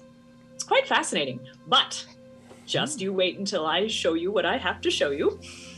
And so so you all travel for what you think is about maybe half an hour to an hour through a number of different tunnels that open up into like fully architecturally structured dwarven halls with pillars and this blue crystal stuff that seems to like just everglow in sconces on the walls and in braziers that actually are used to light this area. And there's rubble and remnants, what you appear to be like of mechanical creations that have kind of been strewn about, and there are also other areas that have kind of been excavated, and people obviously have been kind of searching this area and exploring, and you see the results and the remnants of this. After about an hour or so, you come to rest in a tunnel that ends up parting in 2 ways, and Tefra kind of leads you down one of them and stops right in the middle of the tunnel. Yes, and actually on the way there, I would have, actually, I'm not sure. Gregory, my passive insight is 15. Do you think she would be picking up on the discomfort that you're feeling towards her? Yeah, he's not really trying to hide it. Okay. So at some point in the journey, she would have just kind of like found a way to kind of just step beside you and just kind of start walking near you? He wouldn't allow that to happen. Oh. So as you slow your pace or whatever it is, because you'd have to slow your pace, he would kind of intentionally slow his pace as well, locking eyes with you. And with his hand on his holster, he would just kind of do one of these to motion you to just kind of move on. And she will freeze in place for a while and just kind of look at you, letting Okay. the rest of the party walk by. And you see a bit of confusion and then understanding, and then just like all right, moving on, and continues down the pathway. And when we get to the archway, or when we get to a certain place, what does it look like, Jay? It's like one of the rough hewn tunnels that kind of extends on either side, and you watch as Tefra kind of stops mid-tunnel and places her hand on one of the sides of the tunnel walls. And as she does, yeah, go ahead. Yeah, it kind of like ripples like water almost, and then starts to make like a small doorway in the stone, and you can see a room beyond. And the room kind of is a wider sort of tunnel that extends like 20 feet wide and goes a little ways and snakes to the right. She kind of turns down, she kind of waves you along as you all walk down this tunnel. Probably another 5 to 10 minutes or so. A couple offshoot tunnels exist. There are some tunnels that have actually been caved in and rubble. You can see even shallow that don't extend any further. And you finally come to stand in front of these 2 double doors that are kind of worked into the stone that exists. They look reinforced metal, like kind of almost steel doors in front of you. And Tefla, of course, you have Tefla. Teflon. I am not a frying pan. Tesla, electric car. No, and you have a large, dwarven-made ancient key that she places into the lock, and she turns it with both hands, and you hear a like comically large sound. What's that? It's comically large. Yeah. And as it makes the sound as it echoes down the hallway and then into some sort of cavern beyond. Okay. Shall we? Mystery awaits. And as she does that, she kind of places both hands on the doors and she pushes as the 2 doors open up into a room. At this point, I need a marching order. I'm at the back. I'm at the front. We're like polar opposites on this adventure right now. Zinric is right next to Bolt. I'll be behind Bolt. Oh, Tefra. I don't have a Tefra mini. Want. And Egad. my echo would have been out this whole time too. Okay, grab your echo. I'll be somewhere in the middle. I don't particularly care where you place me. Okay. Just not first, because I'm squishy. Okay. Big squish. There's Tefra. Okay. And I would have been the first one through the room, obviously, because I opened the doors. Yep. That doesn't look like Gregory. No, I know. I got to print a Gregory still. This week I was hoping to print him. Okay. So Tefra, where is she? She kind of like pushes her way through into the room and stands. Bolt, you go kind of enter as well? Oops. Drop the bolt. Zin, you kind of enter. Snow, you're kind of next with your shadow. And then like that. All right. And Yanil has cast a light, and it kind of illuminates her staff as you all walk through here, as she's kind of in the middle to back of the party. What you see is a large chamber, strewn with all sorts of, appearingly, for the most part, junk. Bolt, this is like, you couldn't imagine something that's any greater than this. It's all ancient dwarven make. A lot of it is covered with dust. There are bookshelves and what's that? Gotta uncover the mystery guest. Oh dear. It's not gonna work. It's not gonna I? work there. No one knows. Savannah's gonna have to unhide the mystery guest lair. Oh, sorry. If you can't figure out Savannah, let me know. I can come out there. There you go. There you go. Nice. And you need to bring up her nameplate. I don't know if she got to. It's okay. We'll figure it out. Yeah, you can go and do that. There are a number of bookshelves and shelves with old like glass vials and bottles and all sorts of like beakers and things like that.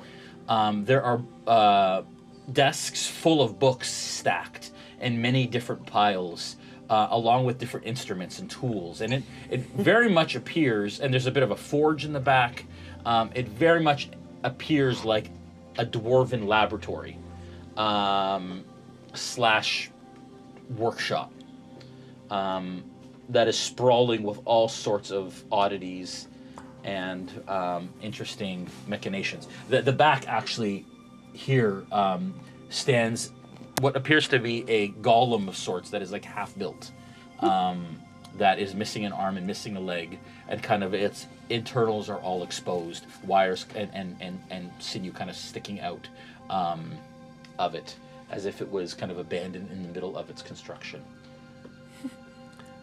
Bolt slowly starts walking and rubbing his hands together. Yeah. What do we have here? I'm gonna place a hand on Bolt's shoulder. Yeah. And say, I highly doubt we came down here for... Let me say this without disrespecting you. I highly doubt they couldn't figure out the mundane. I think there's more that we don't see. 1 second. And I'm going to, I'm just going to spend the spell slot, and I'm going to cast Detect Magic. Okay. All right. Detect Magic goes live.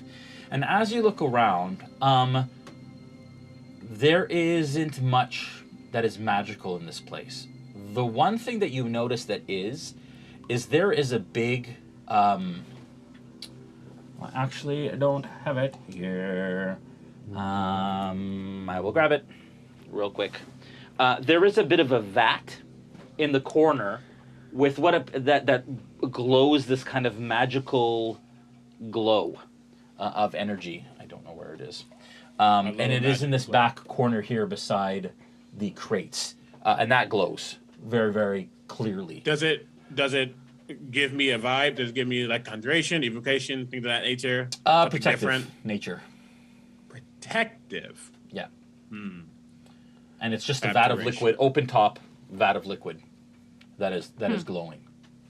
Okay, then I'll kind of look around and then my eyes will rest over there, and I'll say, "You're free to touch everything but that." 1 second, and not to take up time, but I'm going to go over there and start to inspect and see what that is about.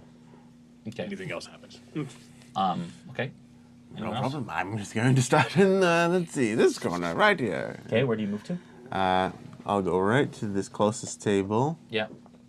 And I'll just take in everything that's right there. Yeah. Yeah. There's all... give me an investigation check, actually. Where does everyone else want to move while Bolt is... Anything with cabinets and drawers? Yes. You want to go there? Yes. Sierra works her way through and goes over to this cabinet here. Dirty 20. Okay. Brandon? I'm going to let everybody do the searching and investigating. I'm going to rest a hand on the floor to see if I can feel any rumbling or movement or anything through the stone. Very good. Ooh, Give nice. me a perception Nice. check, please. Okay. I'm going to stand in the doorway, kind of on guard, watching. Place yourself where you're going to be. Right there's in the fine. doorway. Right there's fine. So just kind of constantly scanning back and forth, back where we came from. Yeah. As well as into the room. And I'll do a quick cursory glance to see if I can notice anything in the room. Okay. From where I'm standing. All right. So 15. Okay. You got the 20. You got dirty 20? Dirty. Okay, so dirty 20 on your investigation. You notice a stack of books and notes and schematics and all of that sort of stuff. It's going to take you some time to get through it, but it's like super interesting to you. And this is information from the dwarves who probably have been here this has probably been here for centuries and never necessarily touched. You do notice that there is some movement, recent movement, as some of the stuff has more of a layer of dust on it than others do. But you're not quite sure how long ago, but you imagine that people have been down here. As you know, Tefra said she did notice this, and she has had people look at it. So some things have been shifted, but these have been here for a very long time. And in fact, some of it is very fragile from age. Perception check is 25, Jason. Okay. What are you trying to perceive again? I'm just kind of doing a cursory glance of the room. Yeah. Just to see what I can see in there. Yeah. While also just kind of being on guard and Yeah. watching for anything. Okay. And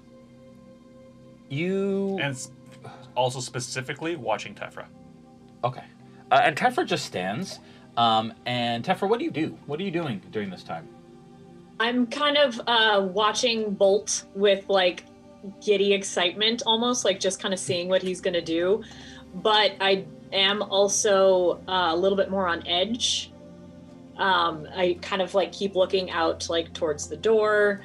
And actually, while you're watching, I do take out that quill and like do a little flourish, and you start to see like a little area next to me kind of like get blurry for a moment, and then what looks like just streaming like golden text appears in a small space, and then kind of goes out. I just kind of nod towards the hallway, and it goes out into the hallway and starts just kind of going back and forth in front of the door. Okay. And actually, I do approach Bolt and I say, if you wouldn't mind, I'd like to help you help me. I can cast something on you and make you even better at something that you're already good at. Before you answer that, what did you roll again? 15. For 15? You place your hand on the ground and you feel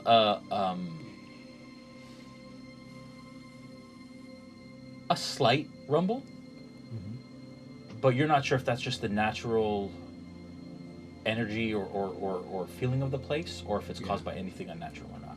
Okay. But you definitely sense like a slight. I'm gonna keep my hand on the ground and kind of sniff the air and listen and basically just use all of my senses to focus on anything that might seem like the approach of an Ankeg or something like that, since they were mentioned before. Yeah. And you, I would say that too. You smell age in this room. Like you smell the old parchment. You smell mildew and mold. You smell the old wood that exists in here. Like it just everything smells very, very old. Okay. Like it has been here for a very long time. There's a stagnance to the air. Okay. And really quickly, just so you know, when I went over to that thing, I would have started ritually casting Identify to see if I can identify what this might be. Okay. Good. Just magical in nature. Okay, yeah. And as you go over there, I'll deal with that real quick before you guys continue your conversation. As you get over there, it looks like, how do you inspect it? So you said it's like a vat that has something inside of it. A vat that has some sort of liquid in it that's open. And then there's is the liquid what I'm getting, what I got the detect magic ping from? Yes. Or is it the vat itself? The liquid. Okay.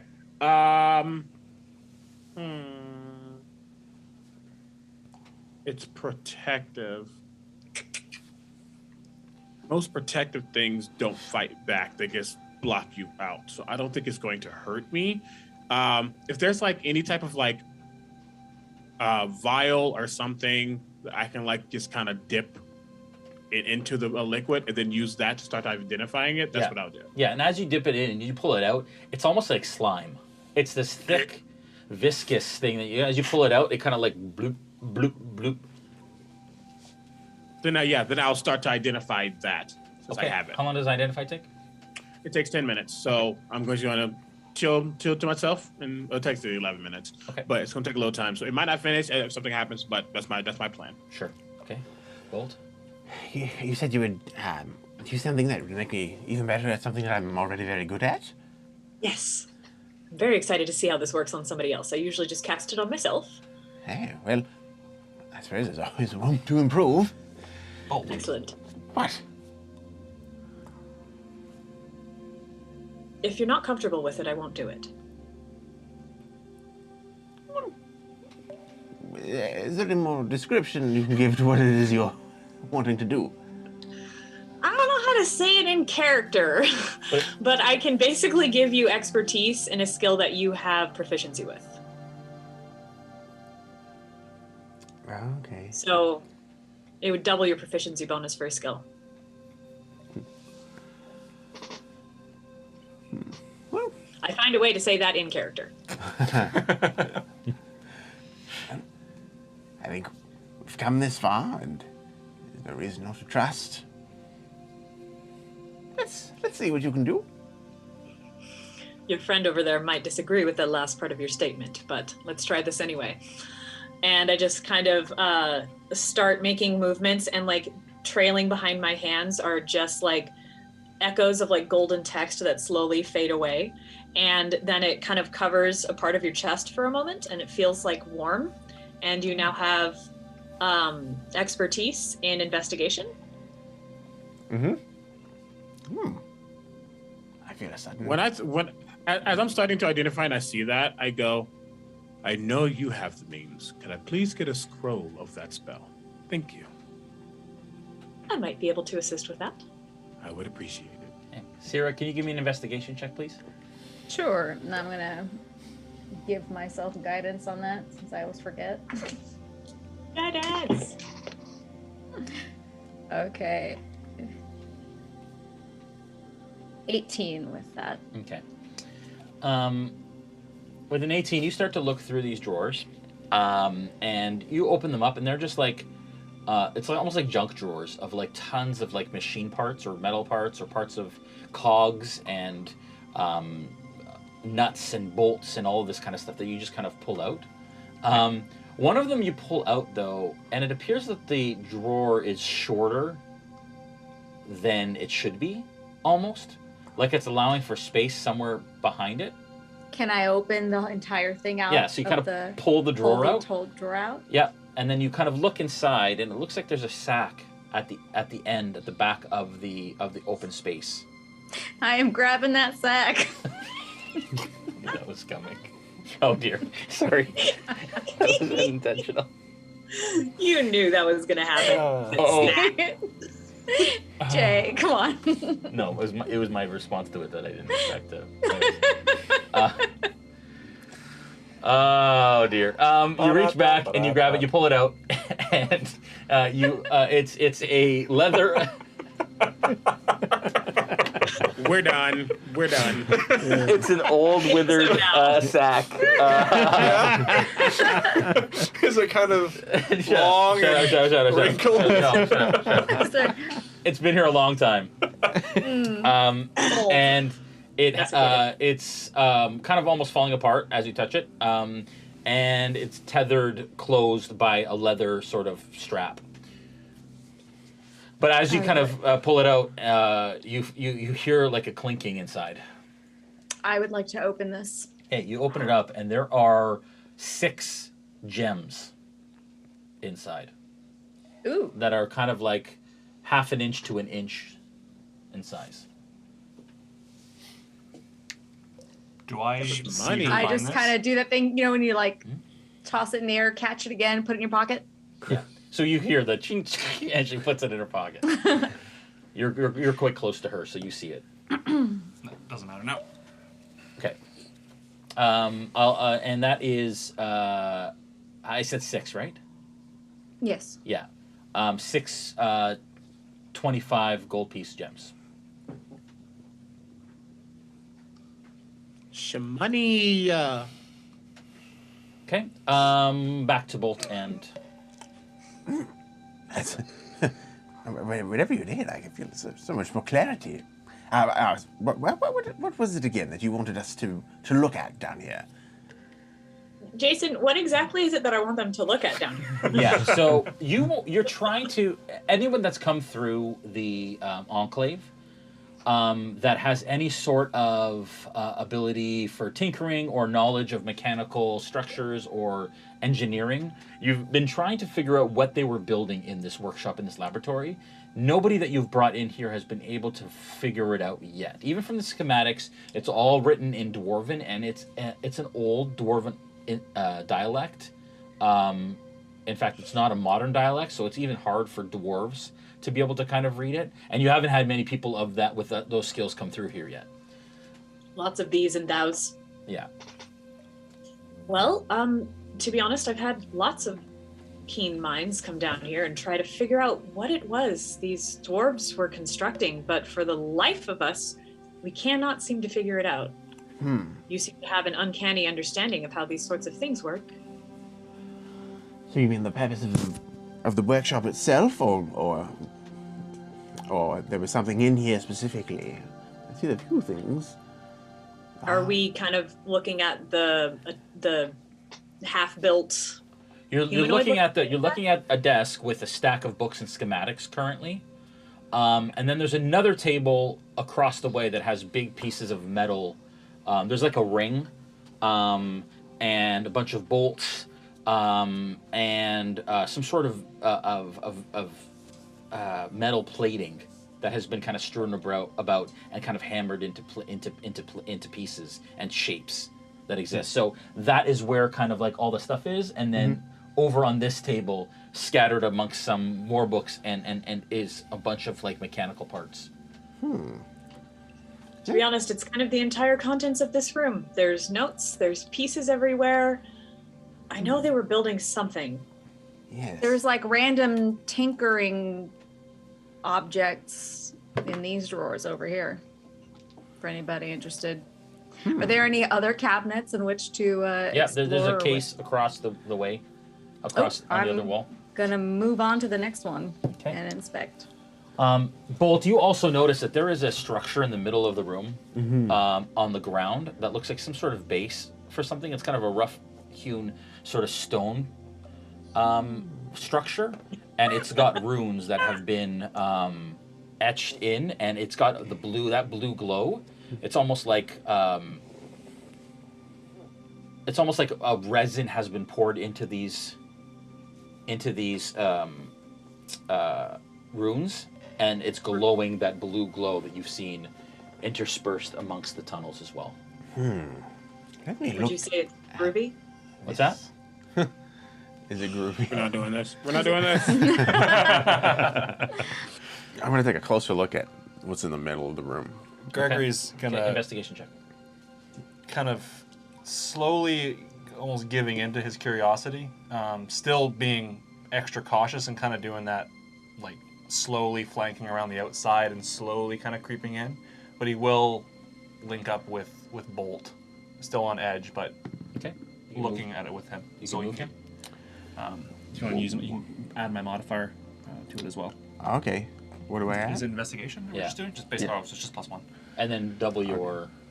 Double my bonus? Yeah. Okay. Then that brings me to 36.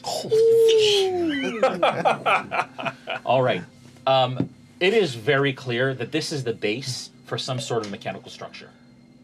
That in the center there's like a concentric circles that have slots that things are supposed to be placed in, and you imagine that the pieces that exist on that table will fit into this central base within the middle of the room. Do I know what it will make once it's put together? You don't yet, but you think you know exactly how to put it together. You just look at the mechanical pieces and you look at the thing. You're like, oh, this is easy. Like way easier than an IKEA piece of furniture. Yeah. It's probably easier to pronounce. Yeah. Although it's Dwarven, so it probably sounds like a lot like an IKEA piece of furniture. I think I can see exactly how these all fit together. But what was the purpose of it? I could try putting it together right now, but I'm worried what it would make. I share that worry. Can I go to this table and just, because there's books here too? Yeah. Can I just see if there's any book, like instruction with like a title, how to make the... Yeah, so as you go through it all, with all of your investigation and your ability to kind of put it all together, you have the exact schematic that you believe exists to be able to build this. And it looks like a structure that almost builds a circular vat within the runes that exist, that is about 6 inches deep, and is meant to hold something for a long period of time and slowly feed energy into it. How long has it been once you started, looking into it and figuring it out? How long has it been 5 minutes. for that identify? How long? 5 minutes. Great. Can I tell what the Actually, the I would say even more than that. I'd say it's been about 15, 20 minutes that you've been looking at books and stuff, and people have been searching the area. Let's say 15, 20 minutes. So yeah, so this happened, your identify ended much longer before, and I'll allow you to do something else before this. Okay, then, yeah. What does identify tell you exactly? It tells me the properties, how they use them, whether it requires attunement, how many charges it has, things of that nature. It lets me know exactly what the magic is. Okay. So this is an insulating material that, when charged, solidifies the outer shell of it, the outer skin of this material. And it's an insulating material intended to keep something protected from the outside elements, but becomes, again, solid, almost like it's liquid, and then when it energizes, it becomes almost like jello, but even harder than that. Charged as in like electrical charged? By magical energy. By magical energy, okay. Yeah, when it's charged by magical energy, actually, let's change that. It's kind of gelatinous now and slimy. When it charges, it becomes like resin, like hard resin. And there was like a bluish resin-like liquid in that center. Does it seem similar? Yes. Yes. Question mark? Yeah, it does. I would say that has been poured into those spaces and solidified by whatever crystals are causing it to glow. So you imagine that maybe dust from the crystals has been placed into the runes, and then this stuff has been placed inside, and because it has come in contact with that crystal stuff, it's solidified and filled those. Yeah. So then sorry, just to confirm, does it seem like it needs it's like you need A, this is A, you specifically need B to create something? Yes. Okay. Yeah. Noted. Yeah. Interesting. Okay. Then I would just say this might come in handy. It's something that needs crystals. Well, it seems that it's like a protective layer, but it is incomplete. If there is a form of crystalline magic, do I know exactly what that crystalline magic is from my past? No. Okay. I'm like, that was the one that came straight to my head. Okay. There must be something, but it might not be useful this very second, but it could be. Just now that I know what it is. Continue. But Jay, this doesn't, by Sierra looking at this whole scene, this doesn't look like it would work with the gems that she found. No, different colored gems. Or does it? Different material, different colored gems.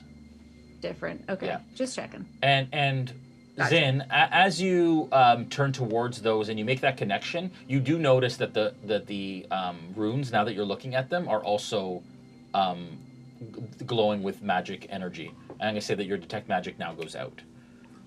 Okay. Oh wait, detect magic lasts for 10 minutes, right? 10? Detect magic lasts for 10 minutes, yes. Yeah. So at this point, you kind of see that they're also glowing with the same glowing energy, and then it goes out. So those two are obviously connected. Okay. If you are intending to do something, I do believe this liquid will be a binding agent, potentially, or something that will protect it from us, it from it, something. Hey, let me look at that. And can I like figure out how it's incorporated into the rest of the thing? Sure. Okay, so you start pulling pieces off of the desk, and you start to kind of fit them together. And you imagine it's going to take a significant amount of time to be able to kind of build this thing. You imagine at least an hour to at least rough fit everything that exists here. Mm-hmm. If you want to start to assemble it in the center of the room. Yes. Lady Tefla. Yes. Whatever it is that is meant to be built in here, if it were to be assembled, what would become of it? What would it be used to do? Who would it serve? Well, that entirely depends on what it is. I honestly don't know how to answer that because I have no idea what it is. Insight check. Yeah. Yeah, can I that's what I'm trying to find. Anybody? Insight checks all around. Yep. 12. 22. Oh, 12. What does he know with the 22? Oh, no. I rolled very low. Hold on a second. Same. Natural 1. Oof. I rolled a 7. Okay. Even with guidance. Natural 1 brought to you by Forged. Okay. Oh, yeah, Forged. Forged. Bam, bam, bam, bam. I love that Gregory's the one that got the wicked high insight check, too. Okay. What does he get with a wicked high insight check? She is hungrily curious. She is delighted that she's getting answers. She seems very genuine in that she does not know what this is or what it's going to make. But you, let's see here. How is she feeling? Yeah, just excited, curious. And I mean, you definitely get the sense that she's going to try to use it if it's something that's usable. But you also don't get the sense that she's like recklessly dangerous. Like if it's something that's going to cause too much damage. Do I get the sense that it's like a mwahaha, we're making progress, or a genuine, like, just curiosity? Do I get that at all? Ha ha ha. Can you define that a little better? Like Dr. Evil, mwahaha, $1 billion type of doomsday device, we're figuring it out sort of vibes? Or is it literally just like general curiosity for what's here? Very genuine curiosity. She seems like she is a super nerd that is about to get a major lore dump on one of her favorite subjects. Okay. Yeah. Fair enough. Okay. Nothing nefarious. In that moment, Snow, you start to feel the rumble crescendo quickly. And it... Something is coming. And that is where we're going to end the session for this evening. Oh no, Mystery Guest is back. Oh yeah. Hey! I was hoping you would say that, and then we wanted to keep That's great. going. You can keep going. I know. You gotta go, and we all gotta go. Thank you everyone for watching again. That is episode. What episode is this? 8. 8. 8. Episode. No. Oh yeah, Yes, 8. 8. Episode 8 of Tides of Wildmount. Tune in for episode 9. I think this coming week. Timey-wimey. Very, very excited about it. And Mark Muir will be back with us for at least one episode, if not 2. Very excited to have him back next episode. Thank you, Hillary, for joining us. You will obviously join us next time, too. As we did not get as far as we expected, but it's RealmSmith and we love it. Thank you, everyone, for watching. Hope you have a wonderful week. Make sure you hit that bell icon and you comment, because that helps people know that we're here. And subscribe if you haven't already, if you've enjoyed this. Every week we have people joining us and saying, hey, I can't believe this. I didn't know this exists. I've just binged the whole thing. So spreading the word about us existing is an awesome thing to do. Join us on the Patreon. Check us out. Our Discord, there's lots of great people, almost 900 members now, 940-something members on our actual Discord server. And then, again, check out Patreon. You can join and jump in. Now that you guys are in Herethus, we can do timey-wimey stuff, but the cast can be on Discord. And again, as we know in previous things, if you want to get stuff, Bolt, made for you, potentially, the community is always very happy and very excited to craft stuff. So who knows? We're going to say that in between the day that you were here in the evening and stuff, that you've had some time to interact with the community in the last, between this week and next episode. All right? Good My stuff. birthday's coming up on the 8th if somebody wants to craft me something for my birthday. Sierra's birthday or Nora's birthday? Nora's birthday. I don't know when. Happy birthday! My birthday's in March too. Awesome. Hey. March babies. March babies. Okay, guys, have a wonderful night. We love you all. Take care of each other, and we will see you on Aftermath this Thursday. Love ya. Bye. Bye. I'm on the wrong page. Bye.